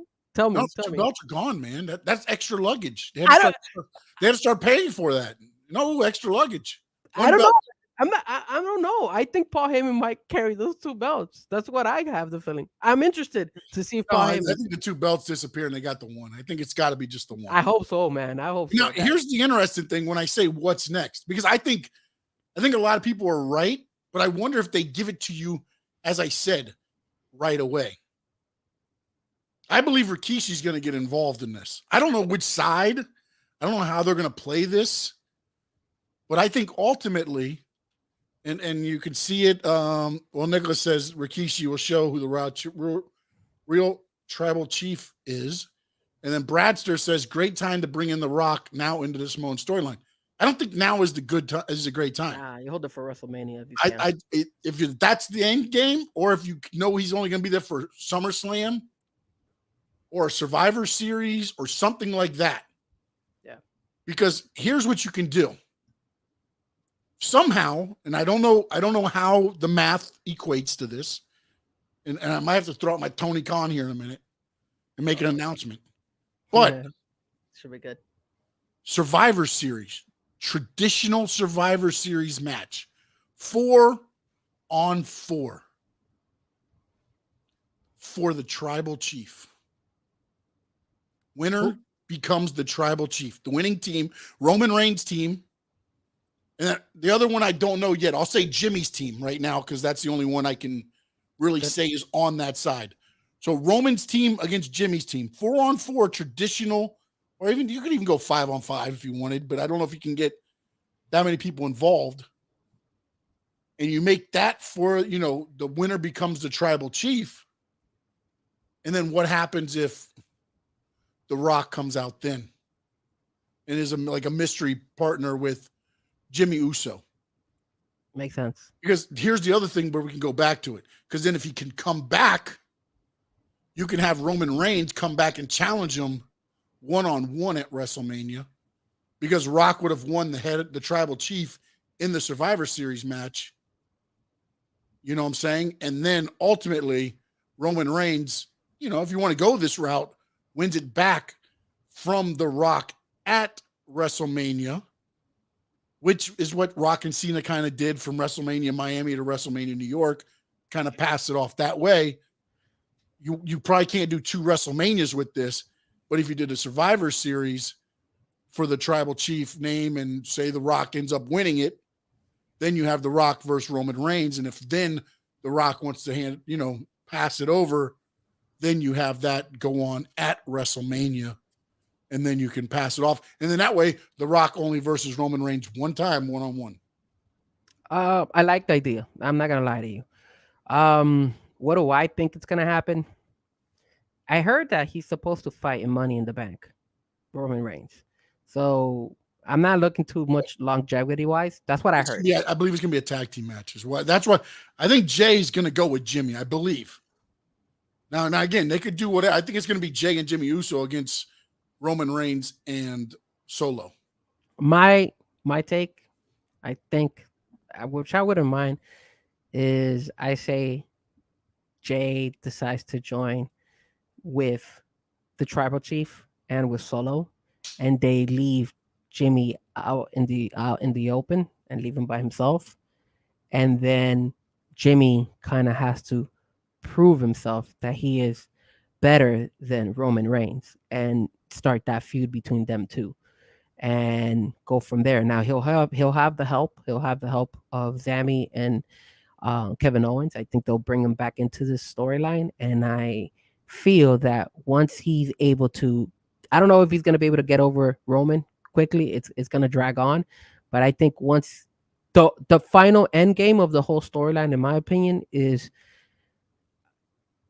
the whole bloodline gets demolished. I don't think nobody's going to stay together. I think everybody's going to just go their separate ways, to the point where Roman is on his own, Solo's on his own, and Jimmy and Jay are their own. And then in the long run, they'll do something like what they did before, where they all reunite, but it won't be Roman handling the bloodline. It'll be Solo. I think Solo is the next person who's going to step up. But I'm looking at way out there. Way out there. Yeah. Like looking really far. But from like right now, I think what they're going to do is I think Jay's going to betray his brother. He's not going to go with Jimmy. And then Jimmy's going to be on an island on his own.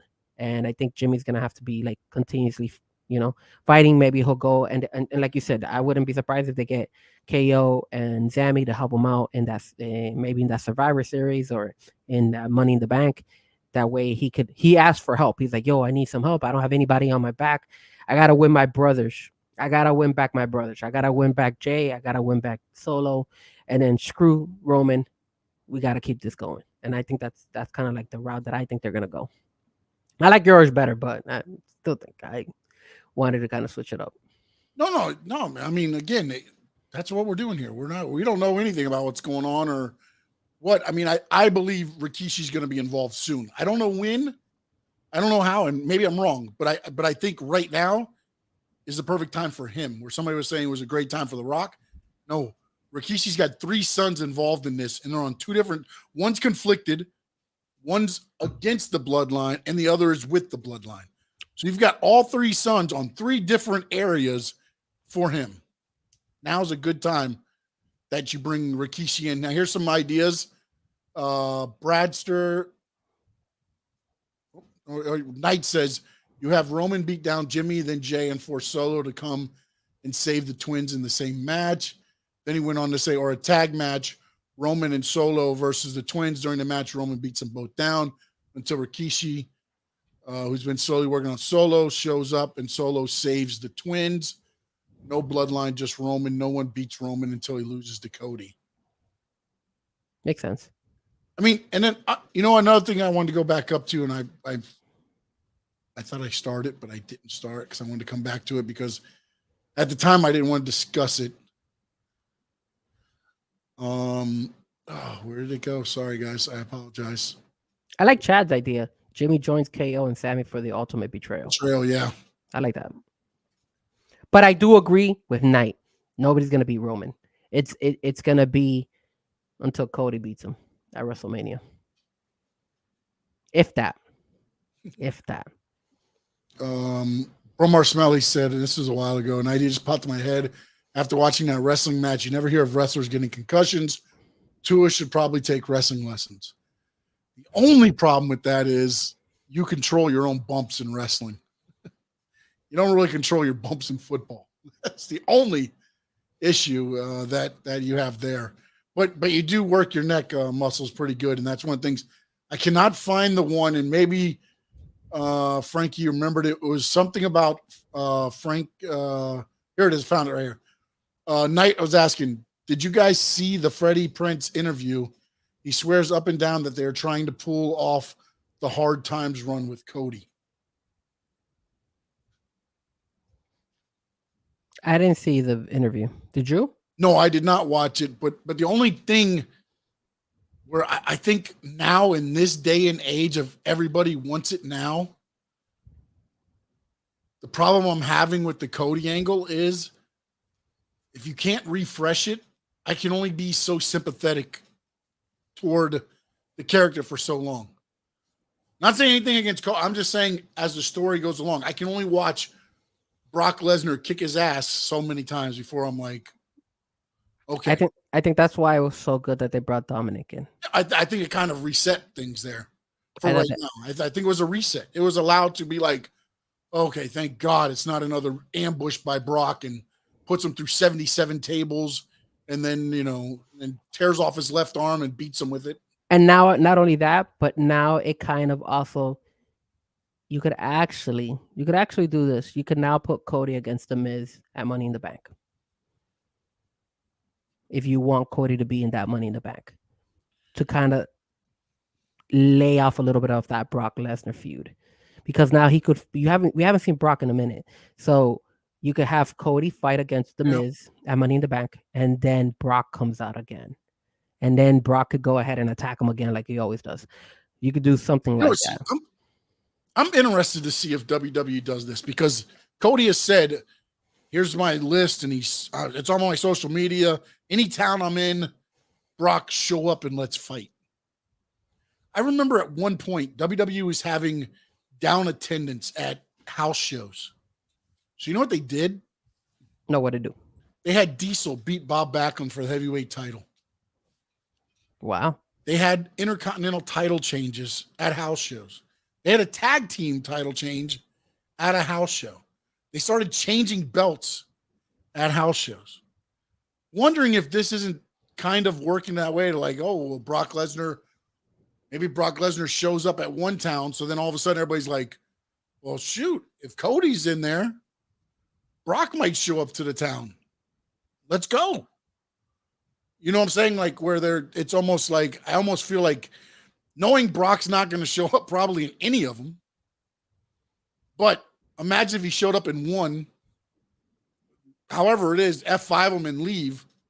The next night, I guarantee you, they're going to be there for probably see if Brock's going to show up the next night as well. Yeah. Let's see here. Somebody said, what about Adam Cole and concussions? Yeah. I mean, again, you can script it so much.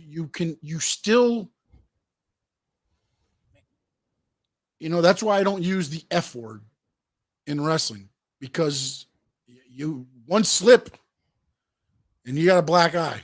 One slip, you got a broken nose. Two slips, you got two concussions in the same match, and you're out for 6 months.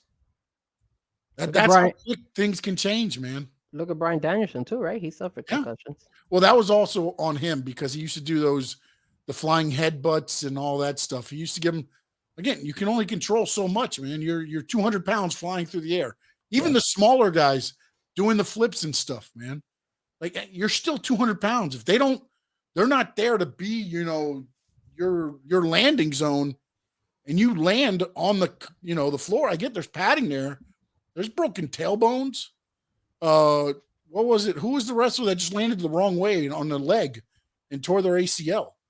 I can't remember what that was. That was on. I think it was on. It was on AEW. It was it was in Ring of Honor that he did that. Oh man, that was the Dante Martin. Dante Martin, yes, yep, correct. That was the ankle blew out. I mean, and again, that's a small individual compared to wrestling. Now think of a 250-pound guy getting airborne, and that's why one, physically I couldn't do it, but number two, I don't know that I would want to do high risk maneuvers. I watched Sid Vicious because somebody talked him into doing a damn boot off the top rope. You're 320 pounds. Ooh, yeah. You watch his leg snap in half. Yeah, that was gruesome. I watched Eddie Guerrero. Remember, I believe it was the first night in WWE. He goes to drop an elbow, and his elbow came out dislocated on the other side. He had to wear that big ass black brace for yeah. like 3 or 4 months. Yeah, I remember that. I mean, once you go airborne, it's Brock Lesnar against Kurt Angle at WrestleMania. Went to do a shooting star press, hit it 4 times. 4 times leading up to the match. Gets to the match, misjudges it, lands on his head. Concussion City. He doesn't even remember finishing the match. Plus, what you said is so true. You really need to have that confidence and that trust Yes. on your other wrestler. Because remember Big E? Yeah. Yeah. When they injured Big E, and it was you're like, damn. 100%. Let's get into the last of these, and then let's in there. We've been going for about 2 hours now. Oh man, time flies. Let's see. Knight said, or Chad said, there's another angle. Sean Brock comes in, power bombs all the bloodline, current ex members, and becomes champ again. I'm sure that's what Vince is thinking. Yeah. If it's up to Vince McMahon, that's probably what will happen. He would like that. And then he'll go to the houses and suplex everybody, the whole island. Knight said, I said it after the WrestleMania show. I feel they missed out on Cody winning the belt at the perfect time. You still pull off the same story with Roman and the twins. I feel like the belts are lost in this story. It changes nothing if you take away the belts at this point. But again, you've had the belt for 1,000 days. There's only, I believe, 4 names on that list of 1,000-day champs. I think it was. What was that? There's only like 5 left, I think. Because they kept showing like everybody he passed. Yeah, right. And it was like, I didn't understand why they started with like they had one guy with 5 days as a champion. It's like, that was so good. Thanks, Roman. Like, come on, dude. That was funny. I saw that. 900 or something, man. I saw that. That was so good. That was funny. They were dragging it. Yeah, they were. We got Nicholas says Brock is beating Cody up, but Drew McIntyre comes in, helps the American Nightmare, retires the Beast. Talking about the Sid injury. Seth's flip over power bomb blew out his knee. Yeah, that's true. And then also, how about the him doing that damn buckle bomb? Remember now that hurt Finn. Blew out his shoulder when he won the Universal title. Finn had to drop the title. Last night, again, I don't know if they were trying to mimic that. It looked like when he threw Damian Priest, that almost, and again, that's also what hurt Sting in WWE. That kind of put Sting out. It was the buckle bomb. And not necessarily what Seth, because Sting said he kind of went into it flimsy, and then his head shook back, and after that it was not good for him in his back. So, but I mean, you've got have a lot of trust in these people, a lot of trust in your opponent. Boss B, are you guys going to Kumite on 17th in Pompano? I think I might be there. I don't think I have anything on the 17th. 17th of June or the 17th of July? I think it's 17th of June. I don't think I could be there.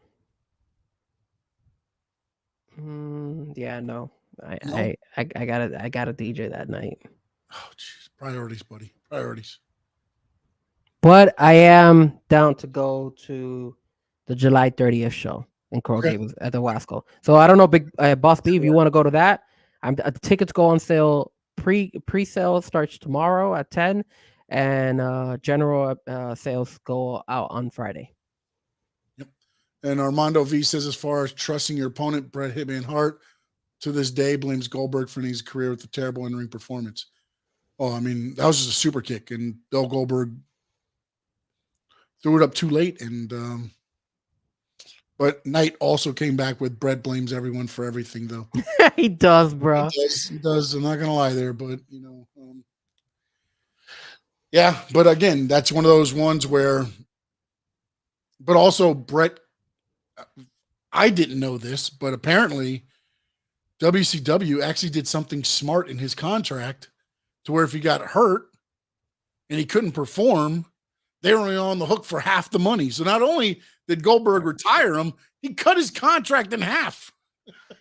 Wow. Probably why he was upset about it. Can't believe he agreed to that. Again, you don't expect Bret Hart didn't miss much. No, you go back to his career. I think the only time he missed was when he got the sternum problem. That was early in his career. Yeah, but you still can't predict an injury, though. Like, you can't predict, but you don't expect somebody to put their foot through your face either. True. And yes, it is still Sean's fault. Yes, everything is Sean's fault. Because Sean invented the super kick, which didn't, but super kick's been around for a while. But that's what Goldberg tried. Shawn Michaels used it. It was his finishing maneuver. Therefore, it all comes back to Michael Hickenbottom, and it's his fault. Bret Hart was such a whiner. Terrible. He was such a whiner, man. Tell me somebody who whines so much like he did. Nobody outshines him, bro. He's up there, bro. I have to think about it. Yeah, he's up there. Sure, somebody. All right, your performer of the week. Performer of the week. I know a lot of you guys did not tune in, but it was on Rampage. Man, that fight that started Rampage. I don't know if you guys can go back. I don't know if you could see it some way somehow, but what a fight. Vikingo, Commander, and Dralistico all fought for that AAA championship. You guys know that I'm a sucker for Vikingo. I think Vikingo is a star in the making. AEW, I hope they push this kid. He's really, really good.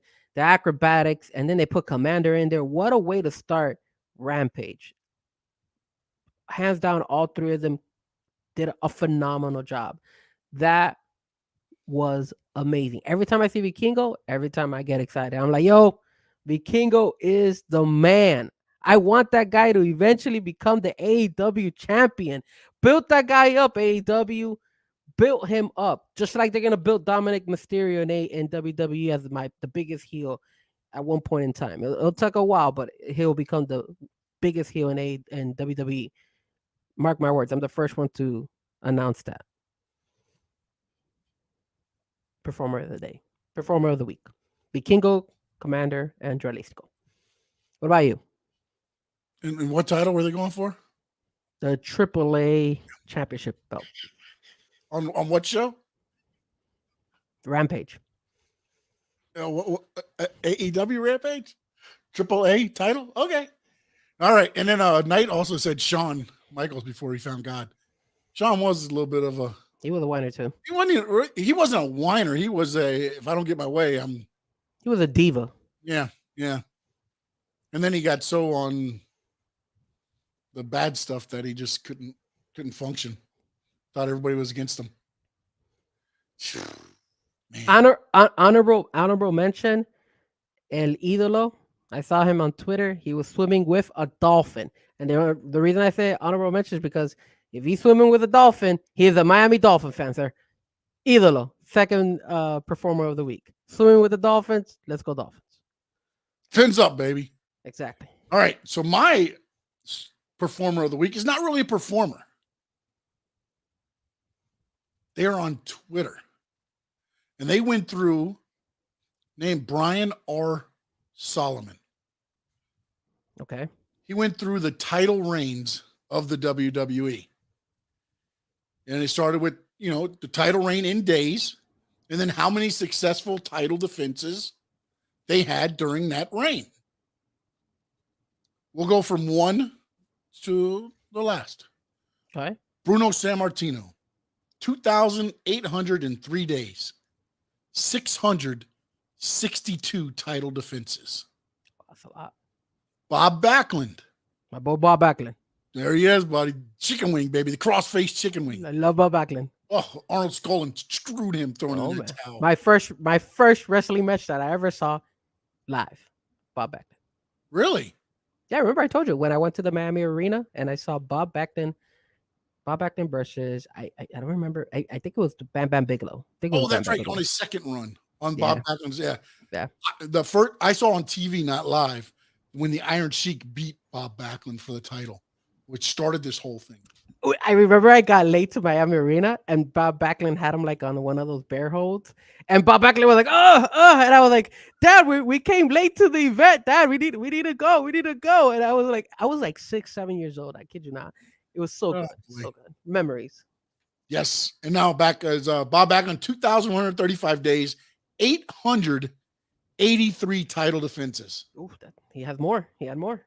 Yep. Hulk Hogan, 1,474 days as champion, 175 title defenses. Oh my God. Come on, WWE. Jesus. Bruno Sammartino, 1,237 days as champion. This is, I believe, his second reign. 200 title defenses. I believe this is an intercontinental champion. Pedro Morales, 1,027 days, 209 title defenses. Roman Reigns, 1,000 days as champion. Chat, please line up. How many title defenses does Roman Reigns have in 1,000 days? Can I Google it? Oh, you can't Google it? Frankie Frezko, what number do you think it is? I'm gonna throw it up there. I don't think he surpassed Bob Backlund. Bob Backlund's in the 800s. I'm gonna say. I remember he's only had the title for 1,000 days. Bob Backlund was 2,135. Okay, so if Bob Backlund had 2,035 and he had 800 or a little bit over 800, I'm gonna say he has half of that plus a little bit less. So I'm gonna say he's defended it about 300 times.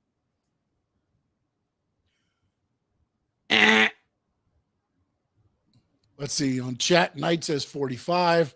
Nicholas says 54. Chad says 7. You know what the worst part about it is? Chad is the closest. Chad's the closest. Wow.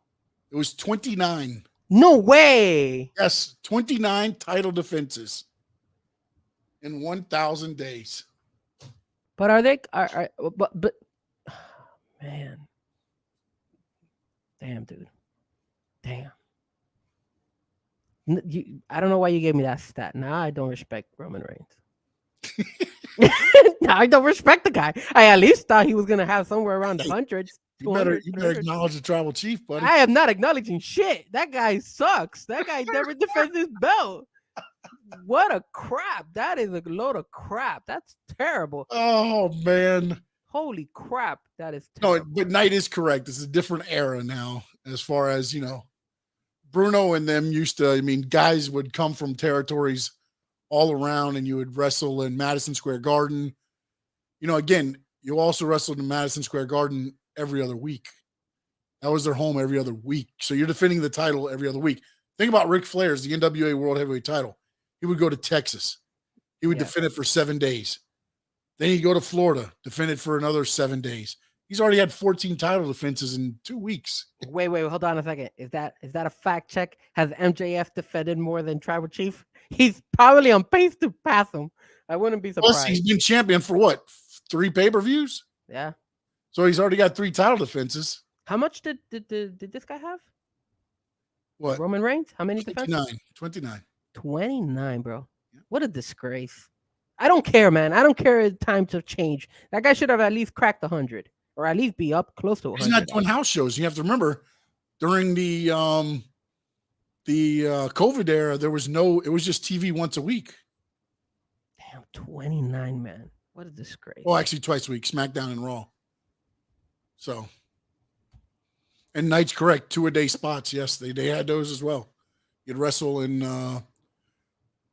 I don't know where in New York, there was one where they would hit like I think it's like a Jersey in the morning and or in the afternoon. And then it's the same thing, kind of what they did in Floor Change of Wrestling. They did Tampa, I think, in the morning on Saturdays. They did TV. And then I think they would do Jacksonville that night. So they record TV and go to Jacksonville. Wasn't there also sometimes when they would defend the belt twice on a show as well back in the day? Maybe. I'm sure it probably has happened.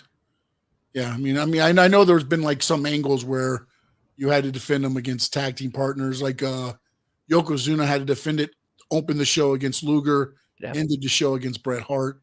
Yeah. And then Bret Hart actually wrestled twice on that show too. He lost to Owen, and then he ended up winning the title as the payoff. So, I'm 100% sure it's probably happened more times than not, especially back then, because, again, if somebody couldn't make it, you still had to have show. You still had to have a show and a matches. So depending on, they usually tried to overbook, but sometimes it didn't happen that way. But Knight, Nicholas, Chad, man, appreciate you guys in the chat today. You guys are great. Yeah, man. Boss B, Karen, Armando V. Let's see here. Bradster, appreciate you. My dad. Man, Nicholas was everywhere today. He's making fun of you a lot. Just so you know. He's probably trying to hit 29 comments. He did it. He 2 at a time. Appreciate you, my friend. Official DJ, me, Moas, always in here. And Joe Romano, appreciate you. Karen Joseph, not sure if I said you already. If I didn't, thank you for tuning in. Gilbert Martinez. Hey, Sean. Cap for Life was in earlier. And we had somebody that came in and then had to go watch. Bromar Smelly was in. My dad, Terry. Man, we had a lot. Junior. Awesome. And it was 2 at a time that said he was stopping by to say hello. Got to go watch my NXT. King Mahi, Carlos just jumped in. He said, hey, Mr. AEW. And as always, Nicholas with the great words of wisdom. Let's go Heat and Panthers. And, of course, great show. We know it. Hit the like button. Hit the like button, people. Great work as always. Sorry I can't make it to more live shows. Knight, my man, just tune in. Hit us up on our social medias. I'm at Sean_Stanley11. That's Twitter, Instagram, and the TikTok. I'm on the talk now. Frankie Frezko, how can they reach you? I am at Frezko Music with a Z and a K, so Frezko Music. And hit me up now if there's a show like where you are. I think you're in the Tampa area. I think you're around that area if I'm not mistaken. There's shows up there all the time. Let me know. I'll be down to go and travel. Yeah. I'll go over there as long. I just need to know the dates. So Boss B, 2 at a time, Night, you guys, Chad. City a lot and over that way. Just let me know. Couple things, last couple takes. Yep. First, my shirt is in. Oh, there it is. If I lost the debate today with Sean, it's probably because you see what it says there.